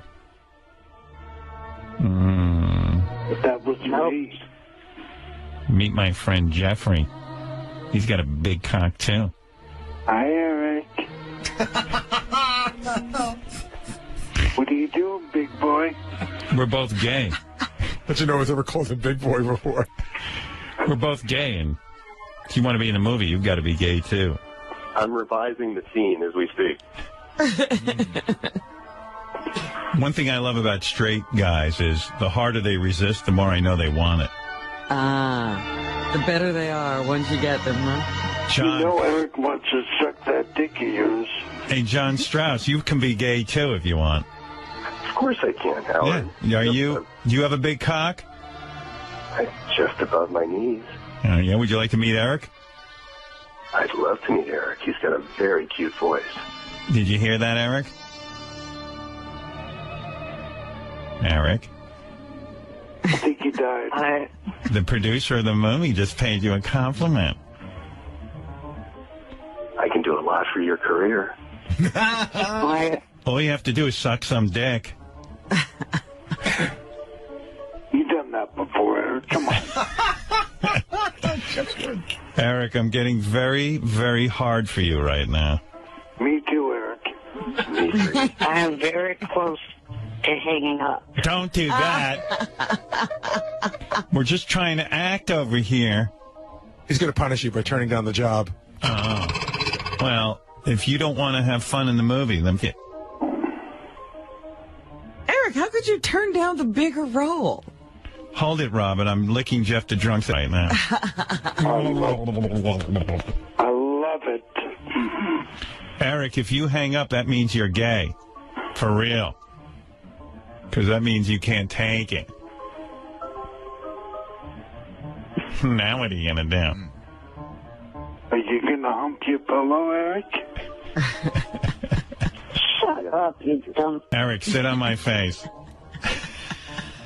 I have an extra large jacuzzi. What was that, John?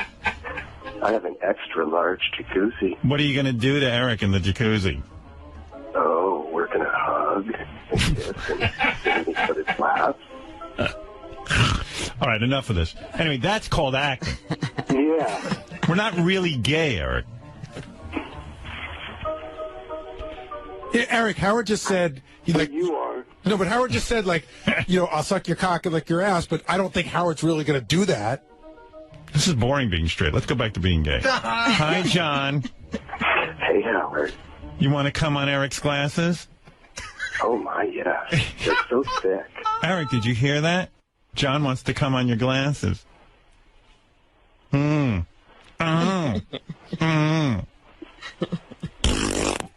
excuse me. This ain't fun. Eric's not acting. Not doing anything. What about Derek, the actor? Would he play the role? No. Part of me feels like this is the real me coming out. About time. Is that what Eric's afraid of? Eric, don't you want to be gay with us? No, I do not. What if I cut a hole in the bottom of your wheelchair and slip it in? That'd be a good scene. How do you even do that? What? Cut a hole in the bottom of his wheelchair and slip it in? Might as well be there. I'll just stick my dick in there. What, are you going to get underneath it? Yes. Yeah, I'll get underneath his wheelchair and put my cock in his ass. He won't even know it hit him. And he can suck my cock at the same time.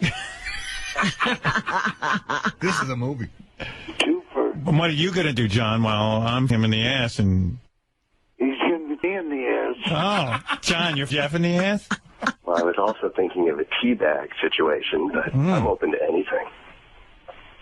You know, Jeff wears a cowboy hat. We could come in his hat and then have him wear it. And then our cum will drip down his face. Right down my nose. What was that? Down my nose. Yeah, down his nose. It'd be like a Roman soldier helmet. Eric you might as well act. You're already getting teabagged and jizzed on. Eric, please join us in the movie.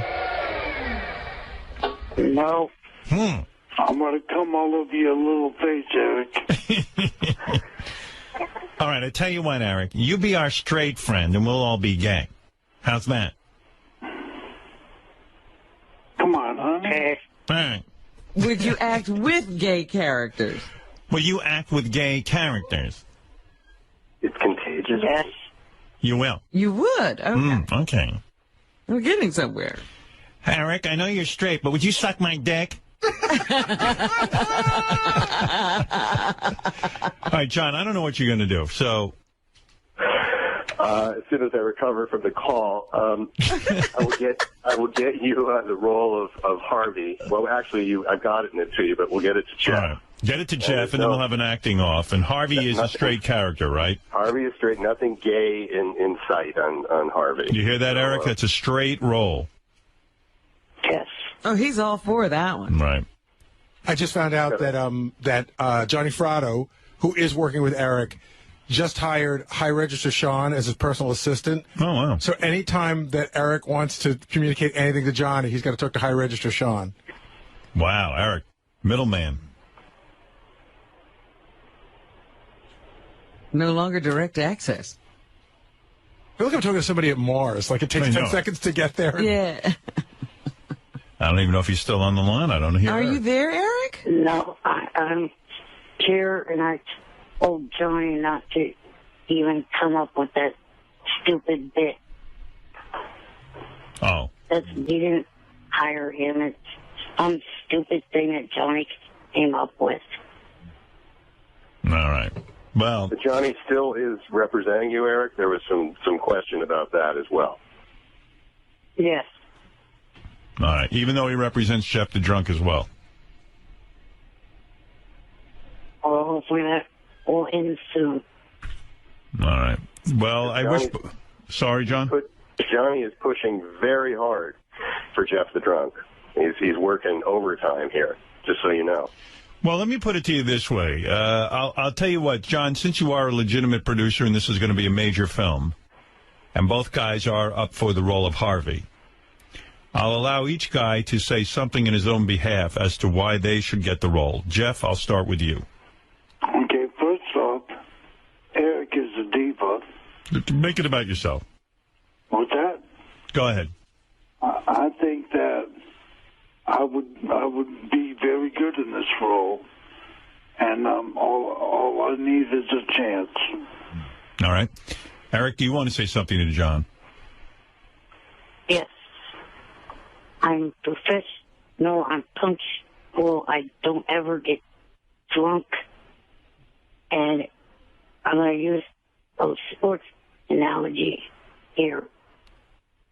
Why would you, in this important situation, want to put in a rookie with absolutely no experience instead of a veteran? A veteran. Will you play a gay character? He said no. Well, that's why. Mm-hmm. But I thought Harvey's not gay. Harvey's not But, gay. you know, John has to think about how flexible things could change on the set. Mm-hmm. And all of a sudden, Eric won't do it. A veteran wouldn't question what the part is. Right. Anyway, Jeff, I was very impressed with your improv skills in our little exercise earlier. Very good. He was good in the scene. Thank you, John. With no script, by the way. No script. We're on it. Yeah. He can ad-lib, that's for sure. And we need that. Eric wouldn't even Wouldn't even join in, yeah. So we don't know what he can do. Maybe No, we do know what he can do. That said, we will be fair, and I will get you the scene of Harvey, and you both can vie for the role, which is how it works All right. in Hollywood. As soon as we get the scripts, we'll do that, John. We'll call you back, okay? Sounds good. All right, John, thanks. Thank you. By the way, you're an excellent actor. Thanks so much. Yeah, good job. Oh, I thought you were talking to me. Well, Jeff, you were good. Eric, I can't tell. He never acts. Right. He acts like a fucking idiot most of the time. I act every time I'm on air with you. What do you mean? This is not my real personality. It's an act. Yeah, but you're acting yourself right out of roles, Eric. Yeah. Eric, you mean you're like a great guy in regular life? Oh, yeah, I bet you're a real good guy, Eric. We wouldn't recognize you if we saw you in person. Douche. Hey, Jeff, if you have to, will you take a Pepsi bottle up your ass for your character? If I had to. Yeah. Eric, what about you? No. But I don't drink Pepsi. It'd have to be Coke. All right. Thank you, guys. And plus, I'm more confused than ever. So is Eric saying that he would really play a gay guy, but this character that he plays on the air? No, he said no. Right. I don't know. I'm very confused about this character he plays on the air and who Eric is in real life, who John wants to hire. By the way, I just do want to mention, too, how good Jeff is. He made me come during that bit. You're welcome. All right. Goodbye, boys. Thank you. There he is. Eric. Did you know that today is Johnny's birthday? No. I got to go. Goodbye. And also, did you know about Baba Booey drop last night on HBO? Yes. Thank you. Baba Booey! Bye. Bye. Bye. All right. I got rid of everyone. That was great. That was some acting. All right. Where was I? Eric, the actor, is asked to make an announcement about his Twitter fans. Yeah, I know, but he's very angry with his Twitter fans. Oh, jeez. I do follow Eric's Twitter account, and things are out of control. What's happening over there? Well, I'm going to read you some of his tweets. Eric, if you don't mind, I'd like to read some of your tweets. Sure, go ahead. All right. Shut the f... By the way, these are all in caps. Shut the f up, you dumb... I have never been to Bora Bora, and I have never been ziplining. Go to hell. Oh. So now what I think is happening is the fans say, make jokes about Eric, and they go, I think I saw you in Bora Bora ziplining. Ziplining. Which the idea of Eric ziplining is funny. But what's great about Eric, not only does he yell at people, but he repeats what they say. Right. I do not want to make love to Charlie Sheen, jackass. I only want to text him or have lunch. I can relate to all the media slander. Oh, my. Speaking of Charlie Sheen, I got to play you some clips. Wait a minute. Yeah. I think for that one, you're not reading my tweet. Is there ERLIC, the actor? What? What? I don't know. How is the name Eric spelled? Is it an L or an I? No, I don't have the Eric part. I just have the part where you address the guy. Howard, our guy says he definitely double-checked it. It's definitely Eric's tweet. Yeah, you wrote to a guy named Chemo217. I don't remember. He must have accused you of wanting to. He must have accused you of wanting to Charlie Sheen in the ass, and then you wrote back. I mean, your problem on Twitter is you got to understand something. Twitter is mostly people getting a hold of you and being negative. I mean, I get that too on my account, but you get so worked up. You're answering everyone. Yeah. Do you want to have lunch with Charlie Sheen? I guess that would be cool, but I don't remember tweeting that. Oh, here, I'll read you another one you wrote. This was, you miserable ass. I don't have to look out for gravy because I do not look like a Thanksgiving turkey, so shut the f up. I'm reporting you to Twitter. So some guy wrote Eric and said that he looks like a Thanksgiving turkey. Yes. And then he writes back to him. Howard, I'm serious. You are reading one of the fake accounts. No, this is your account. No, I did not tweet those last two tweets. All right, did you tweet this? Several identical accounts to mine. It says, shut the f up. I have never been to Orleans and I never been in a parade. Go to hell. Why is Eric saying he didn't write these? Because what we did is it's definitely his account. We scoured the account. Some of these are a little bit older. The newer ones aren't on the bottom. He doesn't remember them. He doesn't remember them. Here's a new one. Dumb. I have never once cheated on my taxes. Go for yourself and go to hell. Now that I tweeted. Let's see what else. Here's another one you tweeted. Okay. You are so completely pathetic and totally stupid as hell, you clueless. The Bunny Ranch babes cannot do one act without condoms, so no cum goes in their mouths or cunts, you dumb. That I tweeted. You know, Eric, the weird thing is they sound so different than the other ones. Off, you dumb. I am not gay, I am not a prostitute, and I am not getting married. Now, these are yours. They're all yours. It's just you don't remember half of them because you tweet so much. But anyway, what do you want to say to your Twitter fans? Well, and by the way, also, please include information. What happened to the person who accused you of looking like a turkey that you reported? Because I'm sure Twitter doesn't care. He reports these people? He does. Oh, my goodness. Who he reports them to, I don't know. I have noticed on Twitter, it doesn't seem that anyone's in control. You know what I mean? I mean, there are people I want to complain about, and there's no one to complain to. And I've got some cachet. Did anything come of you complaining about the guy who said you look like a turkey? I don't know if there was or not. How do you report them? Well, that's a stupid thing. Twitter, the only thing you can do is report them for that spam. They do not have, like, Facebook where you can report the person for harassment or cyberbullying. Why don't you report them then for spam? And that's what I do. Oh. That's the only option that you can do. Well, maybe you shouldn't even write back to them. Maybe you should ignore them. Yeah. Well, see, that's the problem. And that's the problem I ran into last night. I had a normal conversation with a person. No cap locks, no cussing at him or anything. And he doesn't want to talk to me anymore because he was getting harassed by that harassed me. So these. How do you like that? If you're friendly with Eric, they get on your case too. Yeah, that's great. Holy mackerel! Look what's going on with that Twitter. Eric, what are you going to do? What is your message to the fans? Well, the only option I have now is I talk to people that I know in direct message.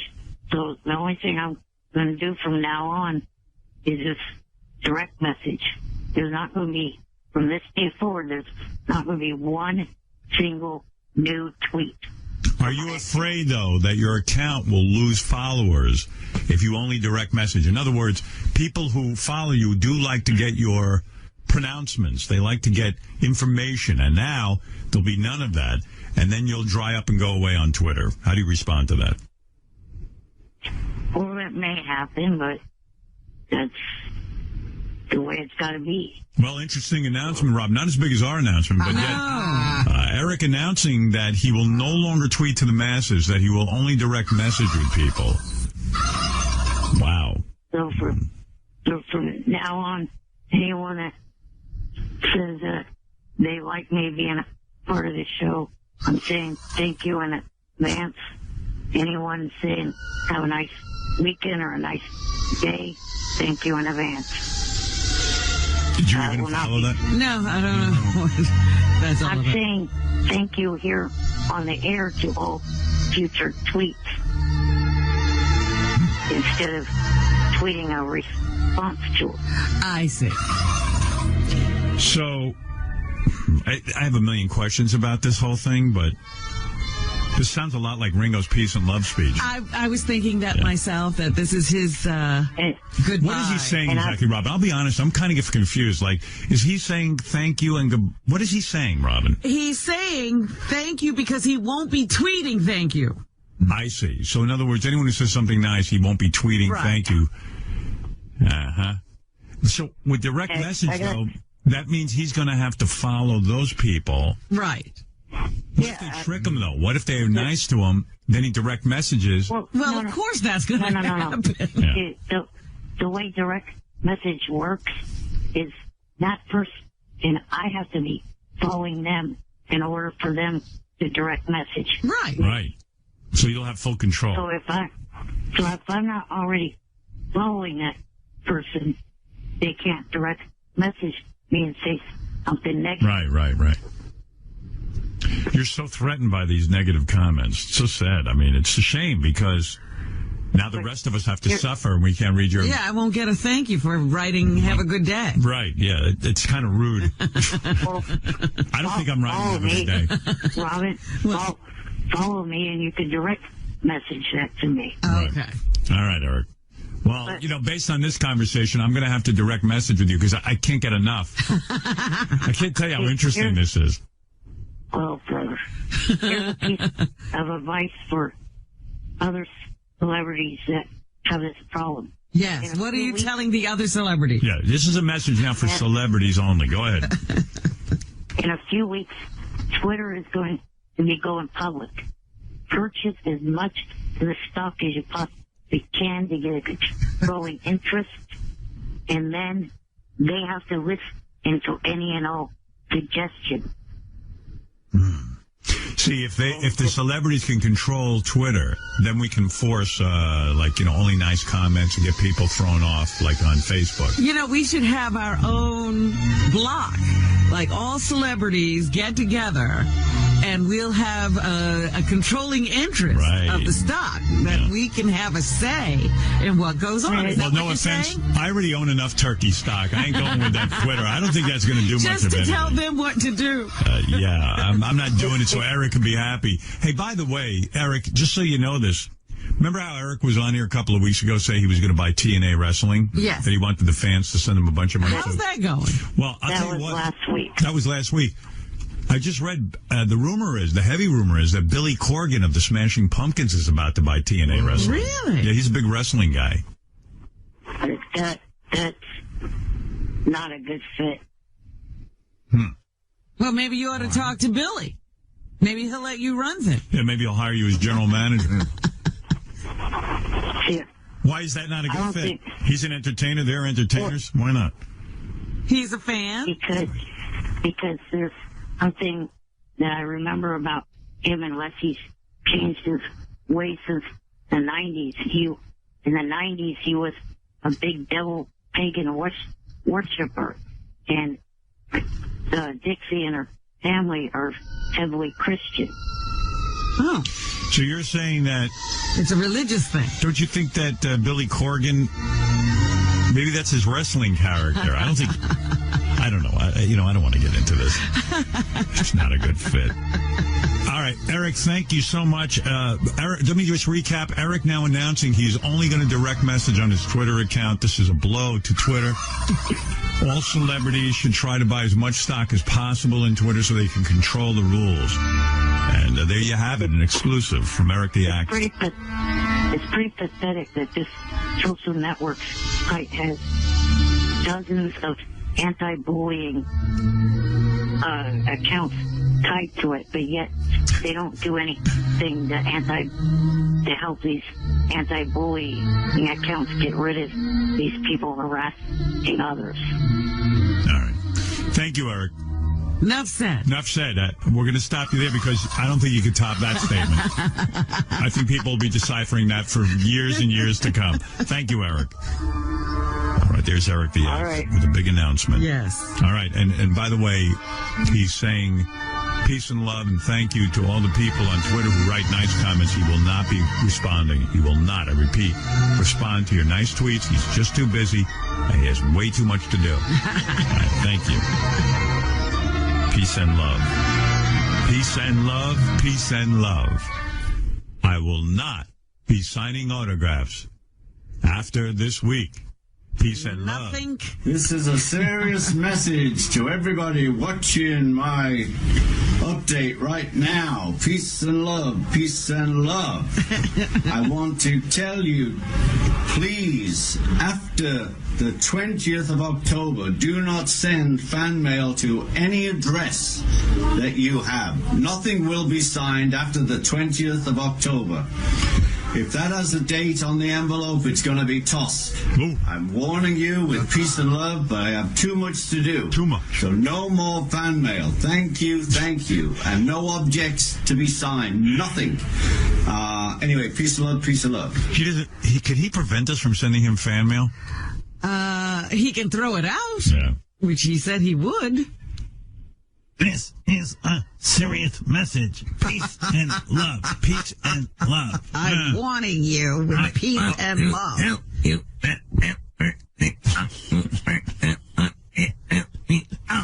Sometimes when he's making those announcements, that's all I can hear. I know. It's like he gets so distracted by the pauses, you lose all connection. It's fill in the blanks. You know what was cool today? Like I just kind of let him make his announcement, his statement. And it was mind-numbing. I tell you, I don't know one thing he said. Until you start commenting what he says, you actually help him, like, get the message out. Right, yeah. It's impossible. He does it on his own, forget it. Right. You got to kind of listen and then try and see what you can decide. It's like interpret.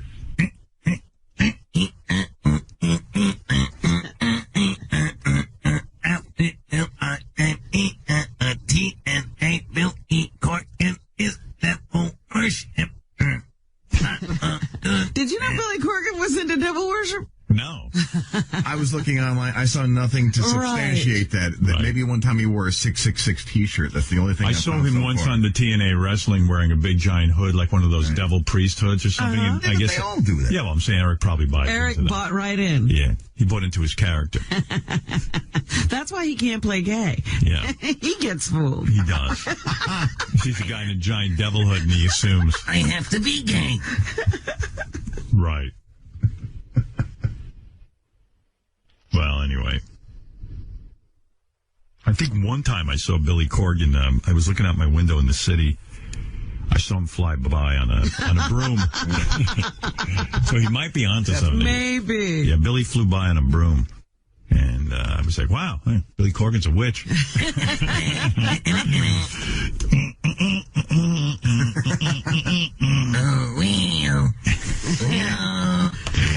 What is that song anyway from Wizard of Oz? Like what are they singing? Oh, wee, oh, oh.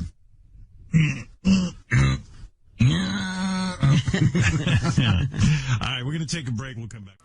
Hi, Eric. Shut the hell up and let me speak. No, go fuck yourself. Bye.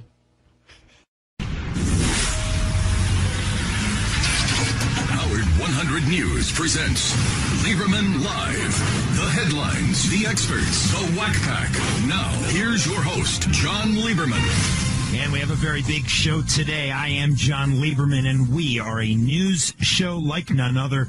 And we are certainly so glad that you're here. Our big story coming up, and convicted offender Eric Hartwell cut off his ankle bracelet and went on the run.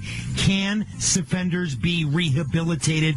We will debate it. Our expert guest, Derek Von Luschen, his brother murdered by a offender. He now runs the group Ryan United to help families impacted by crime. Our Whack Pack panel, Eric the actor and Bobo. And first, just as we do each and every day, we will whip it around with the headlines. Lieberman Live. Rapid fire. A win for gay couples in Texas. A federal judge has struck down Texas's ban on gay marriage, but it will be left in place for now, pending an appeals court ruling. Eric the actor, more and more states seem to be overturning these bans on gay marriage. Do you think that trend will continue?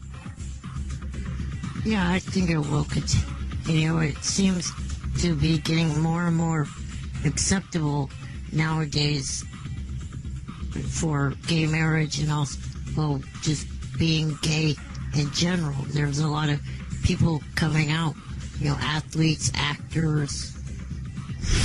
As I mentioned at the top of the broadcast, convicted offender predator Eric Hartwell is still on the loose.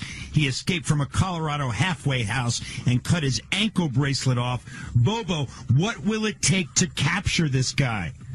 Well, there's going to have to put out all Bolton law enforcement is going to have to really find his, try to find his whereabouts by finding, past occurrences and places that he might have been at, and put a major manhunt on him. They'll get this guy.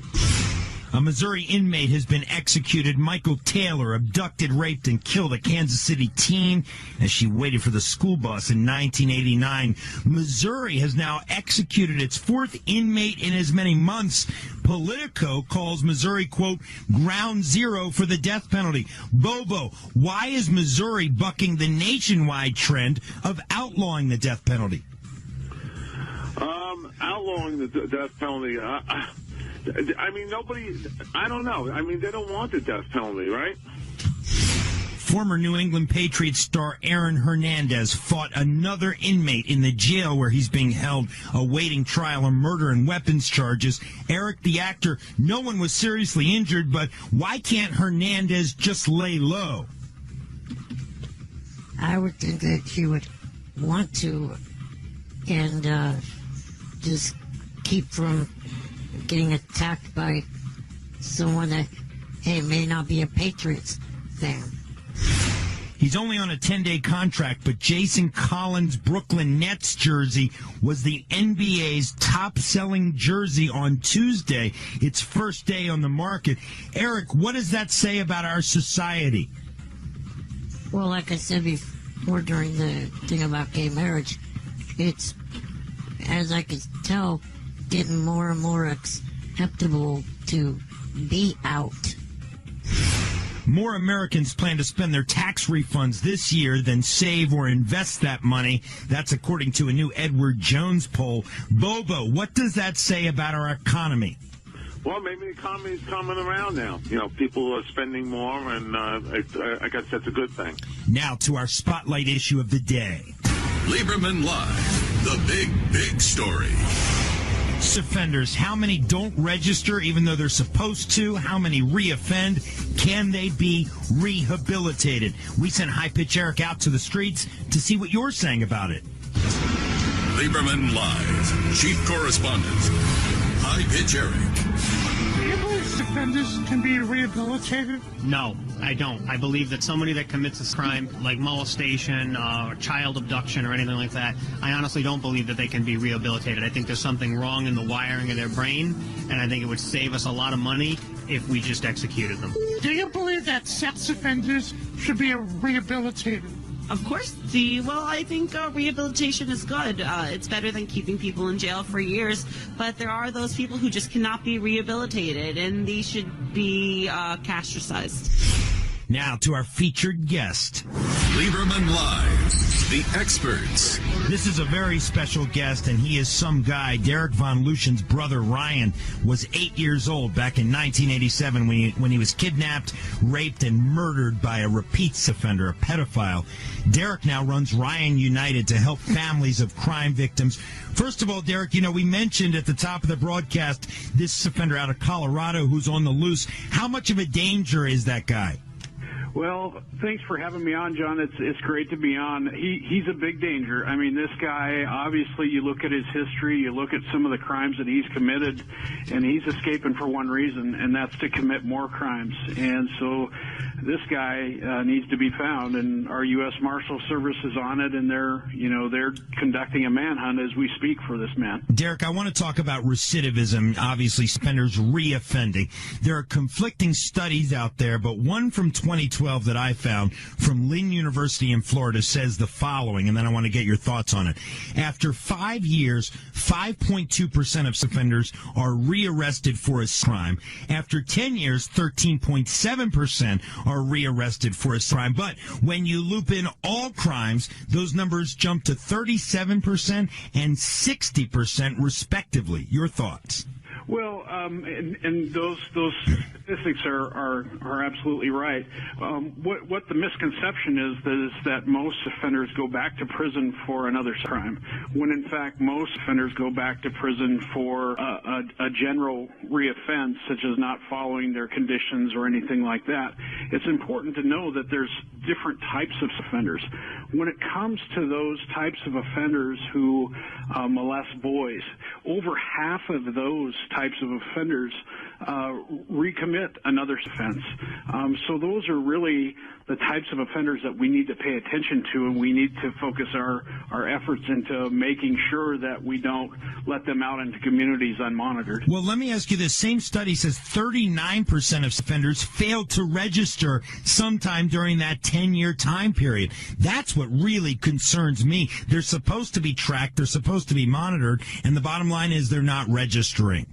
Absolutely, and what that does is we have our offender registry, but really if they're not on there, it's kind of a false sense of security for the public. So what local law enforcement and sometimes corrections is charged to do is they're out there trying to find these offenders that are not registered and to get them registered. And with that, as you know, John, comes lack of manpower and lack of money to be able to pay for people to go out and find these folks. So we have these offenders slipping through the cracks. Absolutely. I want to talk about rehabilitation, and to do that, I'm going to open it up to the group. Lieberman Live, the panel. Eric, the actor, I want to start with you. You know, research shows that treatment of offenders does make a difference. Those that receive treatment while they're in jail are less likely to reoffend. Offenders who don't get treatment are basically likely to reoffend at a rate of 17% compared to 10% for offenders who have received treatment. What can we do in our jails to help treat offenders, Eric? Oh, I really don't know if there's anything that can be done. I mean, offender, I think no matter what, is not someone that should be roaming around society. Bobo, can offenders be rehabilitated? No. Bottom line, John, you got to put them on an island like Plum Island and separate it from everybody else around. And because these folks can never, ever be rehabilitated. Yeah, the programs might help them to a point, but they're going to go right back, like the officer said, Derek said, and they're going to commit these crimes again. Derek, Wisconsin is one of 21 states with laws that allow for the civil commitment of offenders after they have completed their sentences. I'm curious to get your thoughts on that. I think civil commitment is one of our best tools that we have out there, and not every state has civil commitment, because here's the scenario. An offender commits a horrible crime against a child. They're put into prison. They're not paroled, or eventually they're paroled. Their sentence expires. And we have a lot of offenders that are in that gray area where they're out, and they're out of prison. They've served their time has expired, and they're out in our communities, and they're not being supervised by probation and parole because they're no longer under conditions. So what some states have done is recognize that gray area and said, listen, after their sentence is done and expired, we're going to civilly commit that individual so we can continue to monitor that offender. Eric, the actor, there are around 800,000 registered offenders in the United States. And I say around because I just mentioned that many of them don't register. Many of them thumb their nose at it. So you could probably put that number closer to 1 million. Does that statistic, Eric, surprise you, scare you, enlighten you? Well, it's kind of an awful thing to think about, that there's that many people walking around that have committed crimes against people. I mean, too bad there is not some island, deserted island, big enough to stick all these people onto.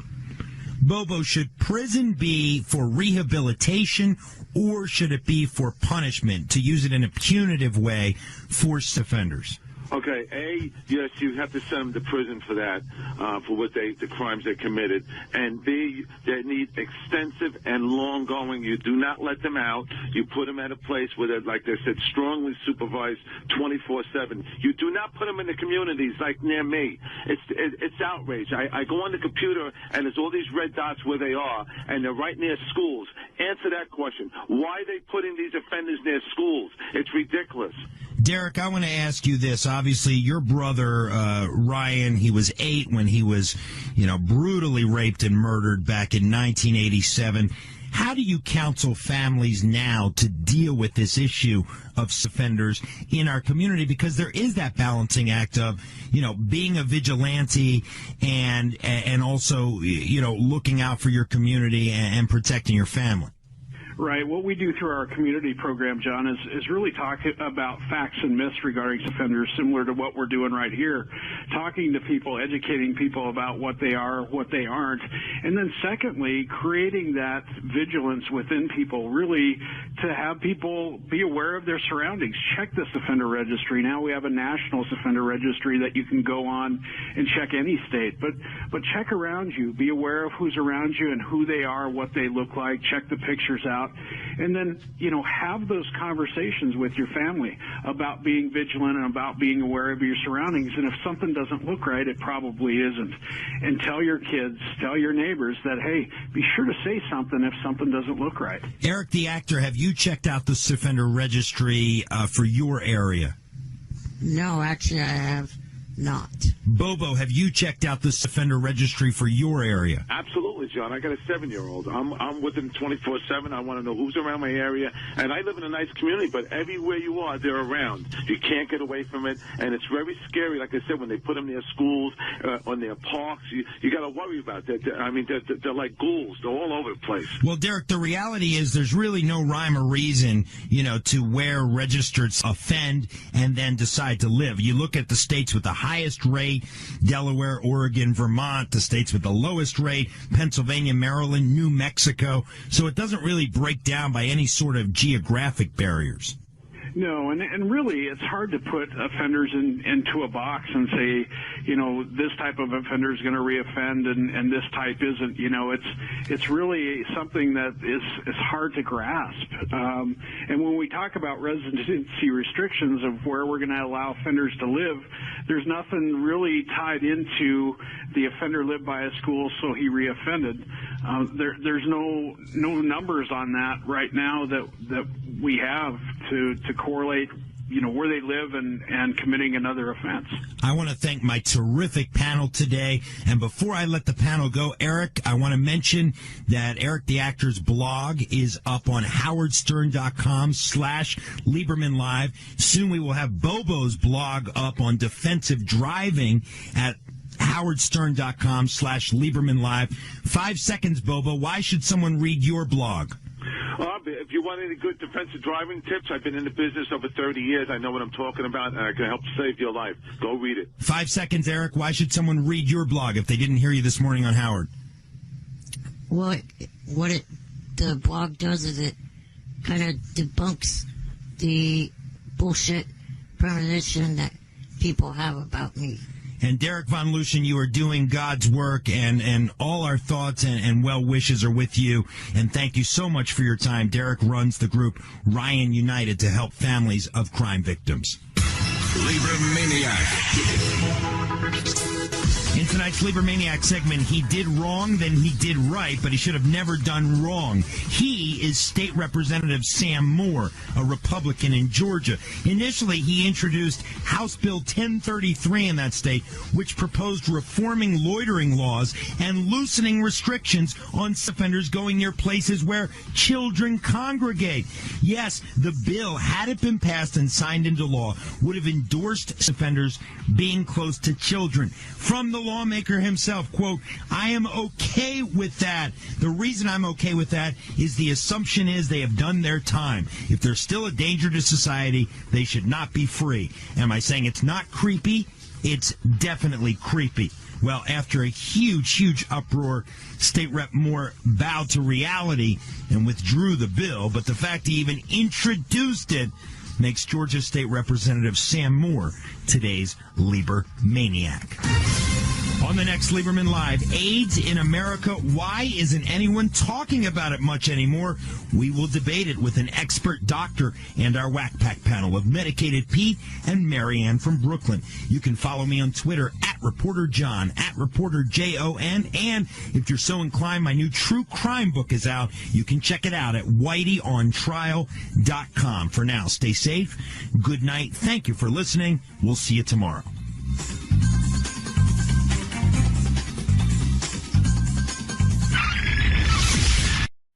So it's pretty crazy outside here. Eric the actor is on the phone. Oh, hold it, Eric. I got a bunch of theme songs for you before you start. Do you have them, Fred, or do I? I have, hold on, here's one. No, wait. Na na na na. Na na na na. Hey, hey, hey. Goodbye. Na na na na. Na na na na. Hey, hey, hey. Goodbye.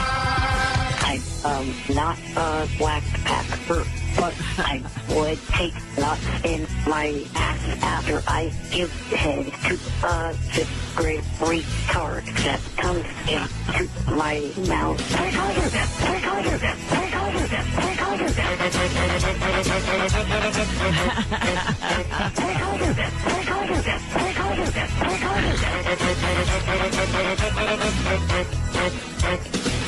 You don't like the ack thing, right? Who, me? No, I do not. Oh. What? No, I do not. Yeah. But you got to admit, that does sound a little like you, the ack. No, not at all. Really? I could swear it's your voice. That's how close the match is. Do you like when they chop up your words to, say different things? No. No. You don't have much of a sense of humor, do you? Well, not on stuff like that. Right. But I watch some completely unfunny midget. I watch plenty of stand-up sitcoms and comedy movies, so I have somewhat of a sense of humor. Right. Eric, the complaining midget. Anyway, what can I do for you, Eric? Good to speak to you. I was just wondering, AGT last night did not show Rachel at all. Is she going to be on tonight? It's a good question. I don't know how they edited it up. I usually get an advance, but I don't get it until like 5 hours before the show airs, so they edit right up until showtime. It's amazing to me. So I don't know. I don't know if she's in tonight's episode or not. Okay. And then the other reason why I called is 5 years ago, this day, I should say, I got released from being in a hospital in North Little Rock, Arkansas for 6 days. That's when this congestive heart failure problem started. Okay. All right. Okay, thank you, Eric. Good to speak to you. Great story. Thank you for sharing. Thank God for his theme song. Yeah, that kind of helps, doesn't it? Kind of pulls everything together.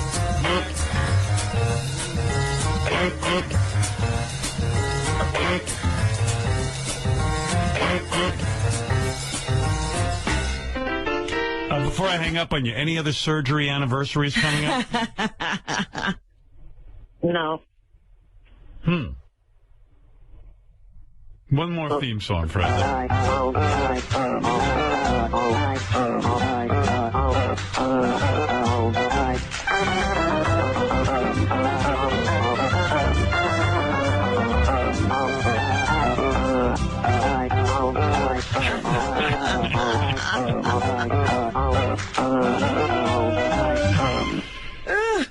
Let's try that again. Maybe we should make a bigger deal about the anniversary. Eric, what was that anniversary story again? Maybe we missed some part of it that we didn't really understand. Just that 5 years ago today, I got to get out of the North Little Rock, Arkansas hospital after being there for 6 days. Exactly on this date? Heart failure. This is the exact date. It was Wednesday, July 22nd. And this is the 23rd. Yeah. Well, you realize it's not even your anniversary. You missed it. It was a Wednesday. Yeah, but that's... Oh, my God. Eric, your anniversary was yesterday. I know, but a year ago, or a year from today, it will be the same. Well, call us a year from today. That story, it's not even... You called in about your anniversary, and through just a little bit of questioning, we found out and discovered that it's not even your anniversary. Oh, I didn't want... Excuse me for not wanting to sit on hold yesterday when you guys wasted the whole the show talking about Benji. So that was a waste of time. It was a waste. Well, it didn't sound like there was much. Let me get this straight. Resolved about it. You said a year ago today you got out of the hospital. 5 years ago today you got out of the hospital. And then when we questioned you for 1 second, it turned out that it's not. You're the anniversary. Unbelievable. And you're like, no, it was a Wednesday. All right. Anyway, thank you, Eric. By the way, ever since I've been on this show being attacked about things,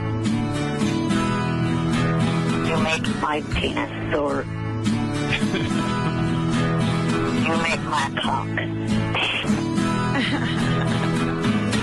Wild thing. Wild thing. I'm asshole. You are nothing but a worthless sack of shit. So come on and push your cock in my asshole. I love Steve Langford's long penis.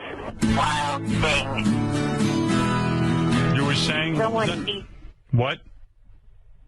I was saying ever since I've been a part of the show and getting criticized about the pauses and stuff in my speech, I've been kind of studying other people talking on TV, and it's a normal thing. Even the president takes pauses when he speaks.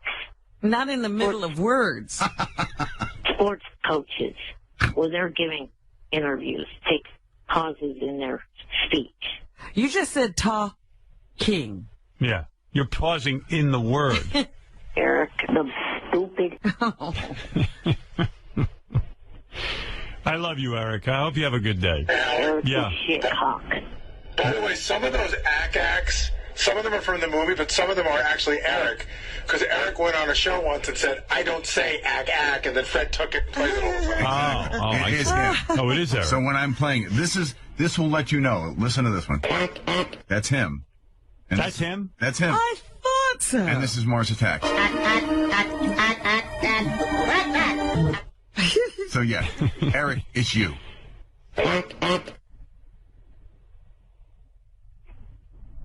Well, how other was I supposed to explain that I don't say that? But it's you. Can you say it one more time really clearly and slowly? No. All right, Eric. Listen, have a good day, and congratulations on your anniversary. Thank you. All right. Bye-bye. I would have called in yesterday. Right. All right, Eric the actor, everybody, who has been doing a lot of acting lately. Thank you. All right, Eric the actor. I'm not a black packer, but I would take nuts in my ass after I give him to a 5th grade retard that comes into my mouth. What part is that? That high part? Who is that? Is that Eric? High pitch Eric? It's him, yeah. Screaming. But I'm not Eric sure the what actor. it is. Oh.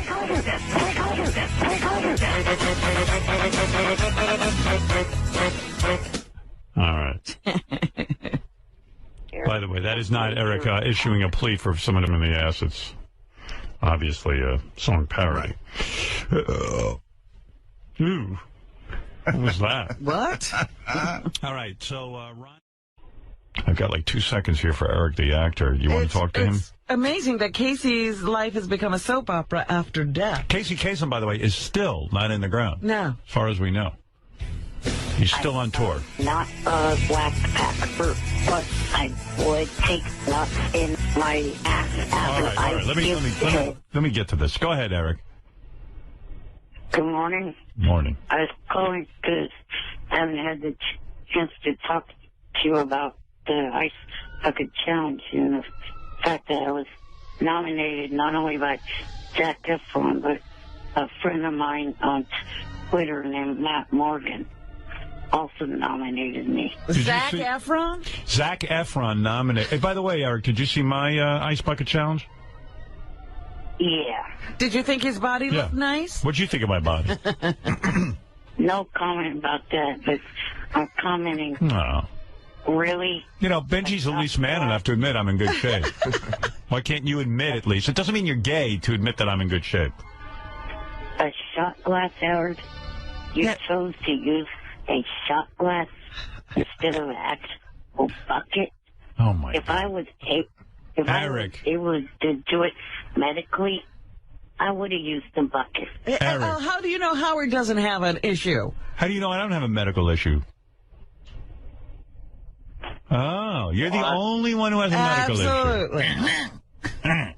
I was told by my Stanford doctor not to do it. And guess what? Guess what my Stanford doctor told me? Not to do it. Okay? So he found a creative way. Yeah, at least I was funny about it.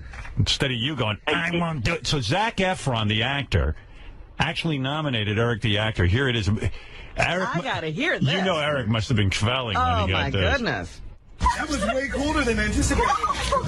Thank you, Ashley, for my nomination. I donated, and I nominate Rob Pattinson, Matthew McConaughey, and Eric the actor. Wow. Eric, you must have been beaming that someone of stature recognized you. Yeah. And I did donate, even though I couldn't do the bucket challenge. I did send in some money. Do you think Zach is good looking? I'm not commenting there. Oh, my goodness. Wow. Have you ever seen a handsome man? Who do you think is handsome? I don't know. You never saw a handsome man before? You're so homophobic you're afraid to say a man is handsome? I am not homofucking phobic. Who's built better? Howard Stern or Zac Efron? Who has a better physique? I don't know. You know. You've taken a look, haven't you? You look at wrestlers, you can tell if their body is nice or not, right? Oh, yeah, what else? All right, who's the guy in wrestling with the best build?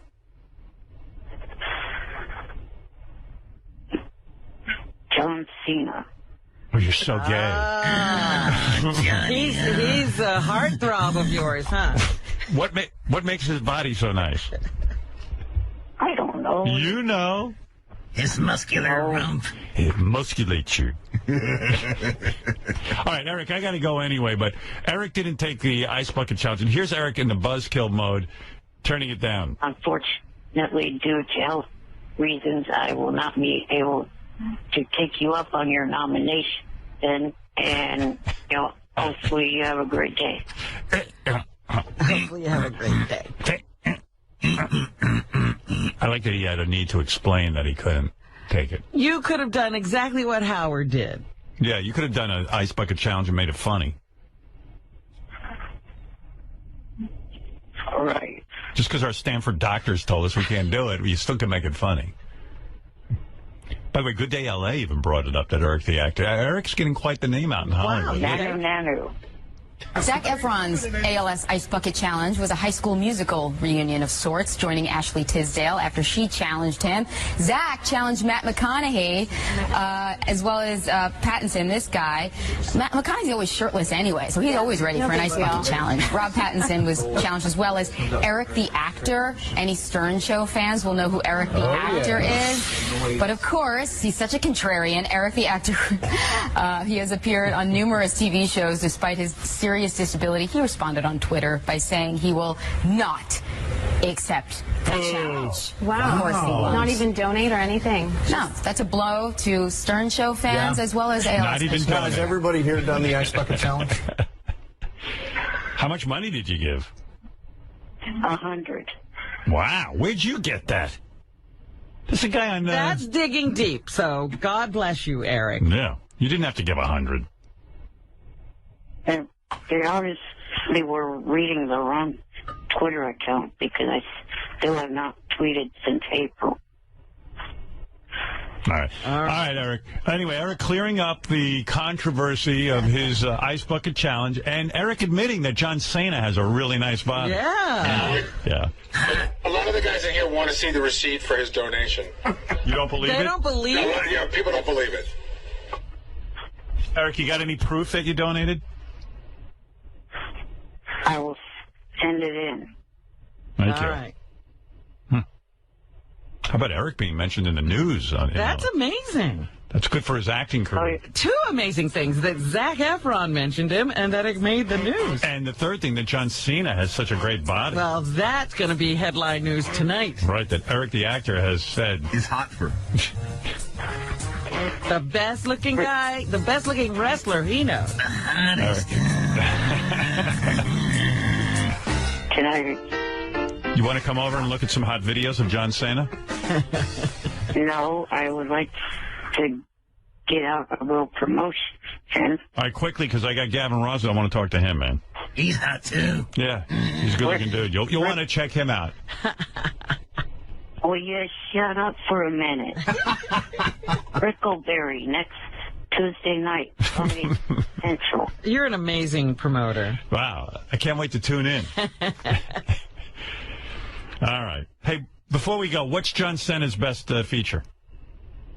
I don't You do, too. Stop it. Yeah, you said he had the best body. What's the best What's so about bad? it? Yeah, what about it? His ass, his legs, what? His cock? What is it? Chest? What makes it so good? Pecs, abs? What?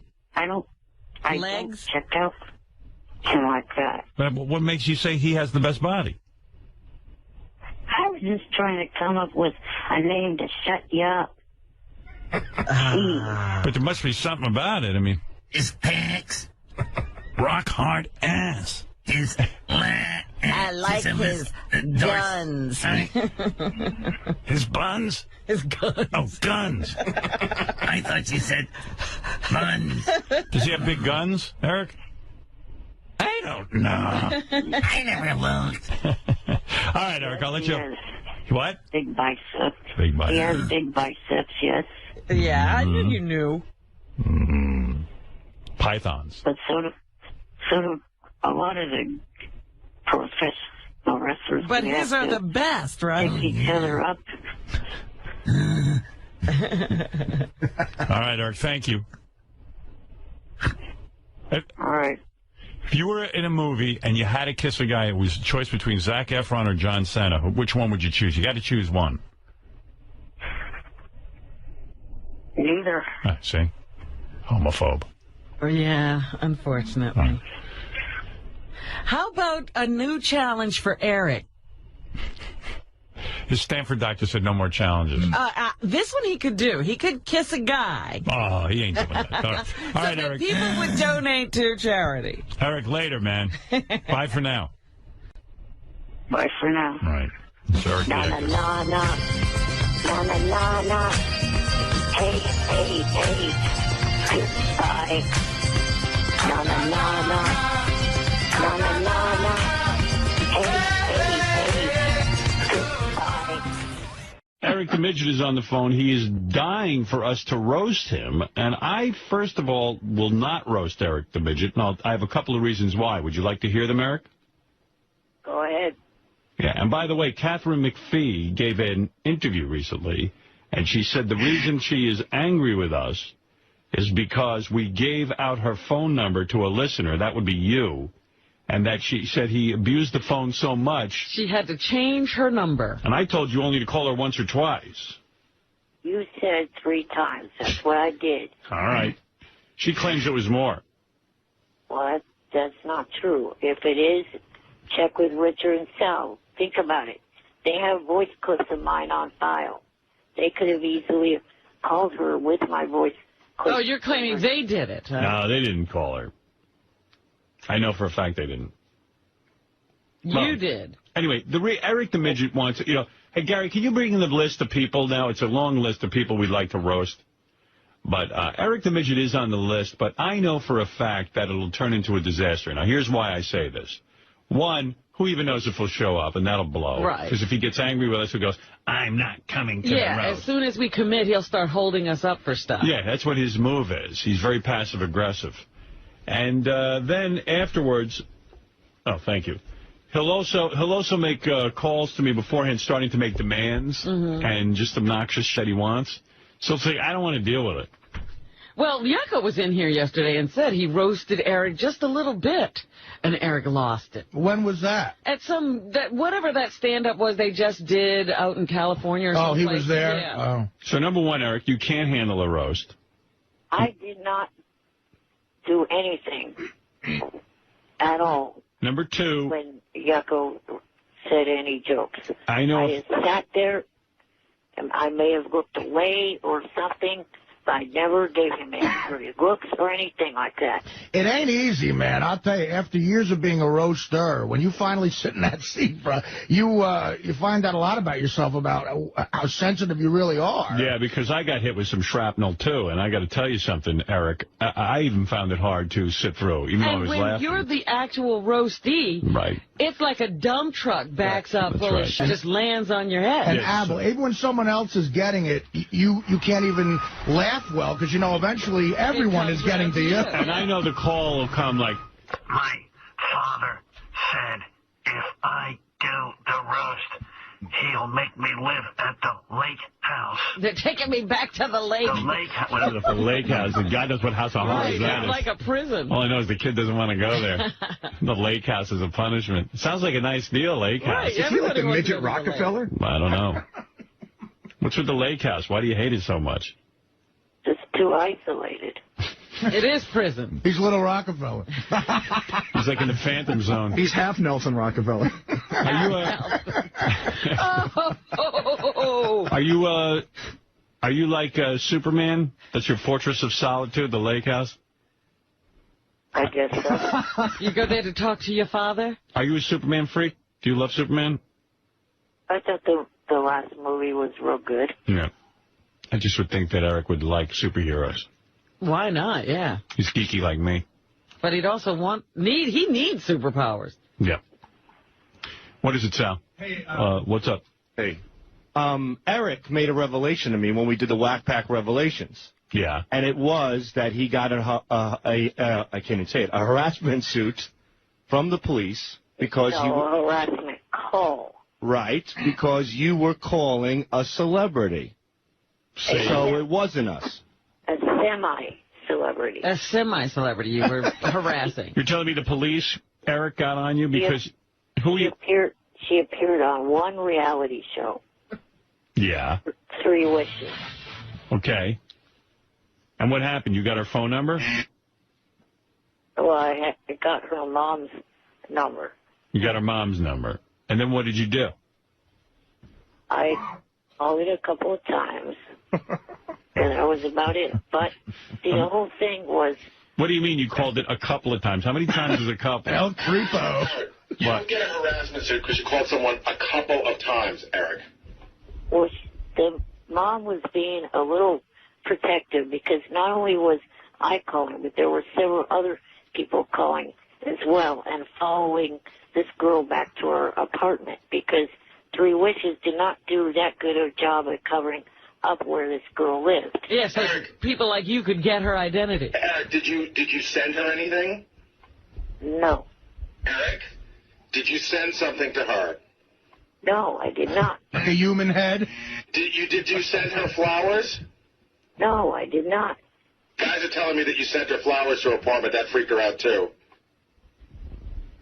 I couldn't even get the correct apartment. You would have. Well, why were you calling this girl from the TV show? Would you have a crush on her? Yeah, I thought she was really cute. How old was she, like 13? Oh, no. She was living on her own. She was 18. Wow. All right. You did all the research, huh? You don't think that's creepy, Eric? 3 Wishes gave a lot of info. Their fault. What is 3 Wishes, Robin? That used to be, Amy Grant did this stupid show, you know, when reality first hit. Everybody was trying to figure out what they could do in reality. Right. And so Amy Grant was going to grant 3 wishes. Yeah. And so one of her wishes was for Eric to leave her alone? I guess, well, no, it wasn't Amy Grant. Were you calling Amy Grant? No. No, you were calling one of the people who was a contestant. Eric should have mailed himself to her in a box. Yeah, say it's flowers, and then, oh, wow, nice flowers. It's me. You know you're not going to be able to take a roast salad, get up there and say some really awful shots, it would be terrible. Yeah, now you've revealed what a creep you are. You better not be roasted. I don't even think I could bring myself to do it. When you meet him in person,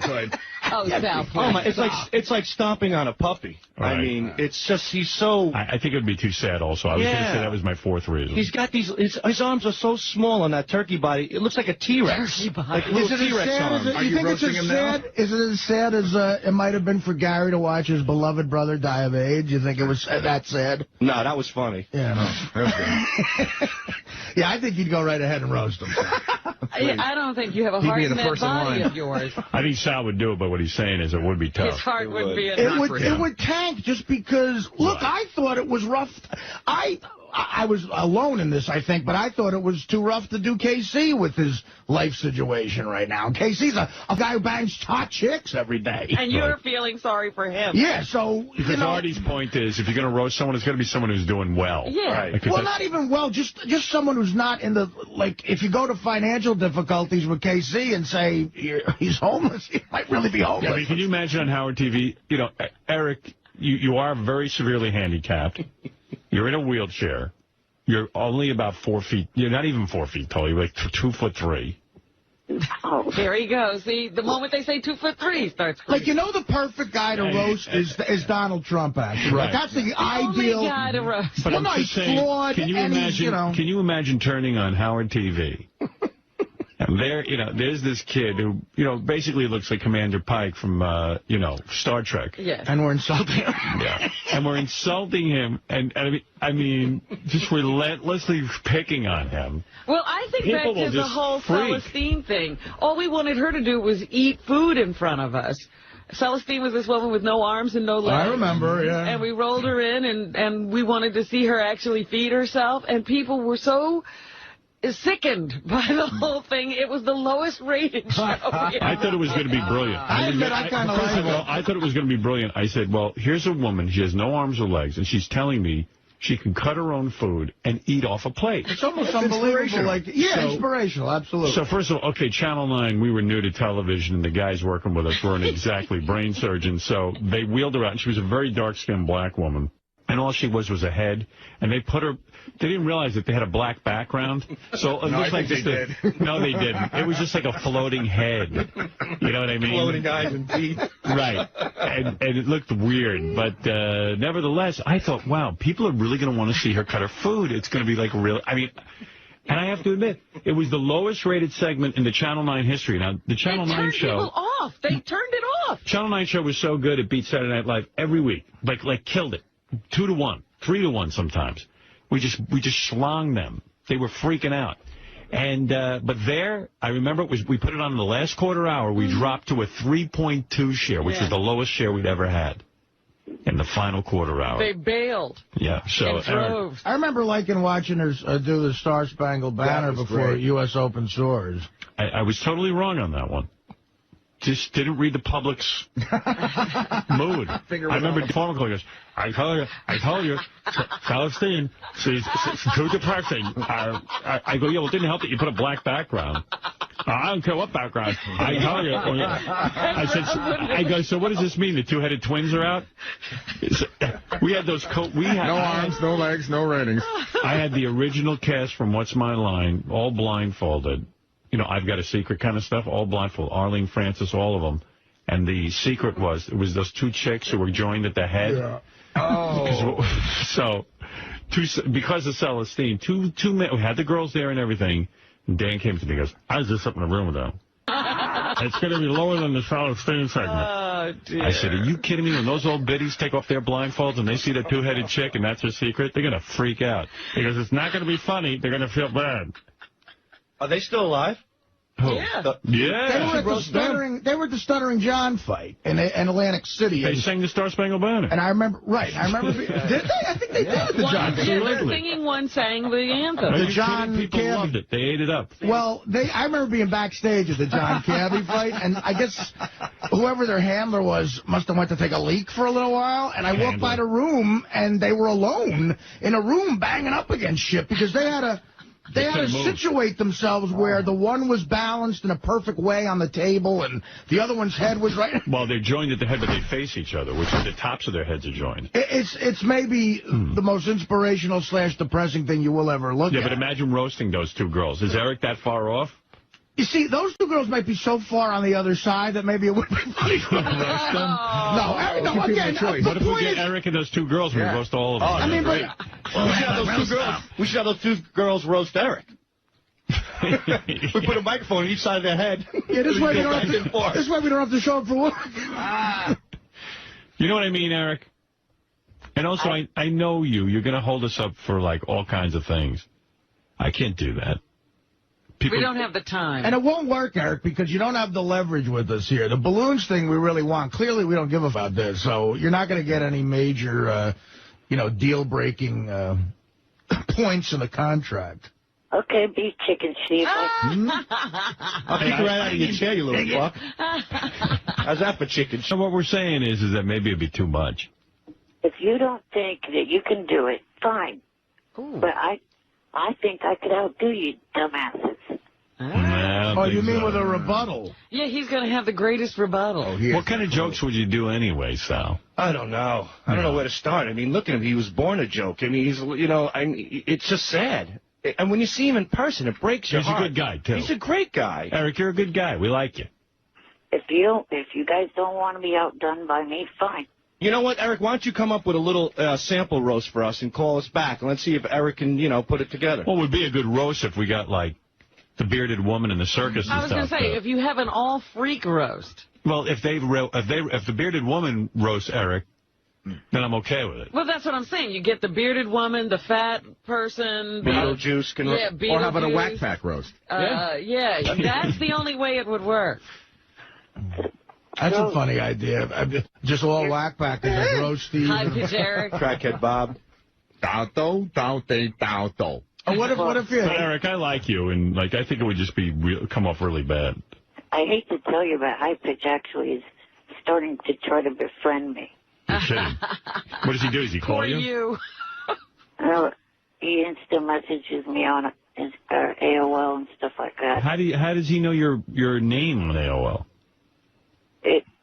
Somehow he got it. I don't know exactly. 3 wishes. Probably Zolar or something. You know High Pitch is scamming big time right now? What's he doing? I bumped into Gary's great friend yesterday who lives down the block. I saw him outside. He goes, so I met High Pitch Eric, and he gave High Pitch his phone number. High Pitch calls him and asks him, he goes, are you rich? And the guy goes, well, I'm okay. He goes, can you mail me some cash? And the guy mailed him cash. Right. My friend, he's a really nice guy. Sweet guy. He's pretty well off, and he's run into Eric. I don't know. I think at some point he may have paid Eric's cable bill. Oh. Wow. For a dummy, he's good. And then he told me, in fact, my friend told me that Eric called him and was crying that he couldn't feed the cat and the dog, and they were going to die or something. Oh boy. Yeah, because Eric ate all the pet food. That's why. That's some scam. Can you mail me cash? It's not exactly a scam. That's pretty straightforward. Yeah, it's pretty upfront at least. And he took a laptop from him, too. Wow. How much cash are we talking about? Adam 500. Here's an idea. Instead of having you guys or the Whack Pack do it, there's over 1,000 people together with SFN and MySpace that would probably love to take your spots to roast me. So good. Let him roast you. What do we give a shit? Nah, it's not going to fly, Eric. Put your number on MySpace. Have them leave roast messages on your machine. Much like you, it's not going to fly. All right? How does he think he's going to take a roast? Every time somebody writes in, you should fly with balloons. Wait, wasn't Frotto in here because he was whining about being attacked on Stern Fan Network? Yeah. How's he going to handle a roast? But he's not. That's my point. He doesn't know himself. I'm not going to let up until you guys come to your senses. He wants to be roasted. Okay. We don't want to see you cry, Eric. Yeah. I guarantee you that I will sit there the whole time. You have no choice. You see? I'm not going to back out of it at all, and I'm not going to come up with any stupid demands for you guys to try to meet. It's not fun to roast somebody who really wants to. Yeah, he wants to be roasted too bad. Yeah. It's like, Trying too hard. We want the balloon. All right, Eric, thank you. I don't think it's going to happen. Thank you. All right, be chicken shit. All right, we're chickens. Thank you, Eric. It's not a matter of being a chicken. She doesn't understand. It's just I don't think the audience will appreciate us taking a guy in a Beating wheelchair. up on, a handicapped person. Right. And who's this? I didn't press down a phone. Somebody there? Yeah. Who are you? Wow. How the hell did I... It just rang, and I heard you all of a sudden. Yeah, I know. I accidentally must have hit the button, but go ahead. Hey, why don't you guys have Eric fly while he gets roasted? You know what I mean? He can float above the studio floor. Yeah, and Sal and Richard could piss on him. This is fun. At the end, you can let him down easy. At the end, we could open the window and watch him sail away. Wait, here's Blue Iris and Eric DeMidget. Eric, I told you no about the roast. Oh, well, I'm not going to give up. So you're just going to harass us the way you did that girl from Three Wishes? Yeah, we got to... You guys, for 5 years, had call after call to jab at me, and you're not going to give me the opportunity for one day? If you want to come in and roast us, it's fine. I'll put you on a roast where you can roast one of us. Yeah, how about that? But I'm not roasting you. You have medical problems. I know you don't take things well. I don't give a I'm giving you the opportunity to do it. And I know that as soon as I agree, you're going to bust my balls and start making all kinds of demands. There is no demand. Period. It'd be funny if we just put him on the dais for someone else's roast, and then we just roast the shit out of him. Do you want to roast this guy at all? No, I don't think him as the roast would work. I mean, it's not like we're being pussies in the sense that... Yes, you are. No, we're being selfish. We don't think it'll be a good show. You are being one fat-ass pussy. Dude, if we thought it would be a funny roast to roast you, we would do it. Exactly. We're not like good do-gooders here. You imagine the cutaway shots on TV to you? Hey, that Eric's a real... You cut away. Everybody's laughing, and then you look at Eric. Just a human head in a wheelchair? Right. People are like, what the heck is wrong with those idiots? Yeah, they're going to think there's something wrong with us. You know when you're in high school and everyone calls each other's mother a whore, and then the one kid's mom really is a whore? Whoa, is that awkward. Yeah, I mean, what could you say about Eric that's not going to really cut to the bone, you know? It's very hard to do, Eric. You have my attention right now. Try it. Why? First of all, why are you so into getting roasted? What's your what's in it for you? Yeah, exactly. What's your move here? To prove that I can take it. To prove that you can take it. That's it. So when you're not able to, we look like the dicks. Yeah. If you roll out of here crying, what am I going to do? That's not going to happen. You can't take that chance. I'm telling you, Eric, as a guy who's had a very long, successful radio career, I'm telling you it wouldn't be funny. You know, you're a nice guy. It's just not going to work. I mean, what if during it you die or something? That's all I need with your health. You guys are a bunch of losers. You're right. Well, whatever. Respect my decision. I've jabbed at you about 3 or 4 times in this call. You're like these guys on American Idol who can't sing, and Simon tells them they can't sing, and you won't leave the room. Yeah. I want you guys to do it. I know you do, but you're not going to get what you want in this case. I'm very sorry. Okay, why in the hell do you come up with stupid things that I do not agree to do, and then all of a sudden you come up with this, I agree to do it, and you won't let me? Because we didn't ask you to do it. We want you to fly. Well, is there anyone who disagrees is there anyone on staff who disagrees with this assessment? I'll give everyone a vote, but you've got to abide by the vote, and I don't want to hear from you again. Maybe there's some people who think Benji, do you think it'd be funny to roast Eric the Midget? Honestly, don't give me a shtick answer. This is the real thing. Could we do a mini, 10-minute roast of him? No, mini is not funny. A full roast, I've said all along, I think we should go outside the show anyway.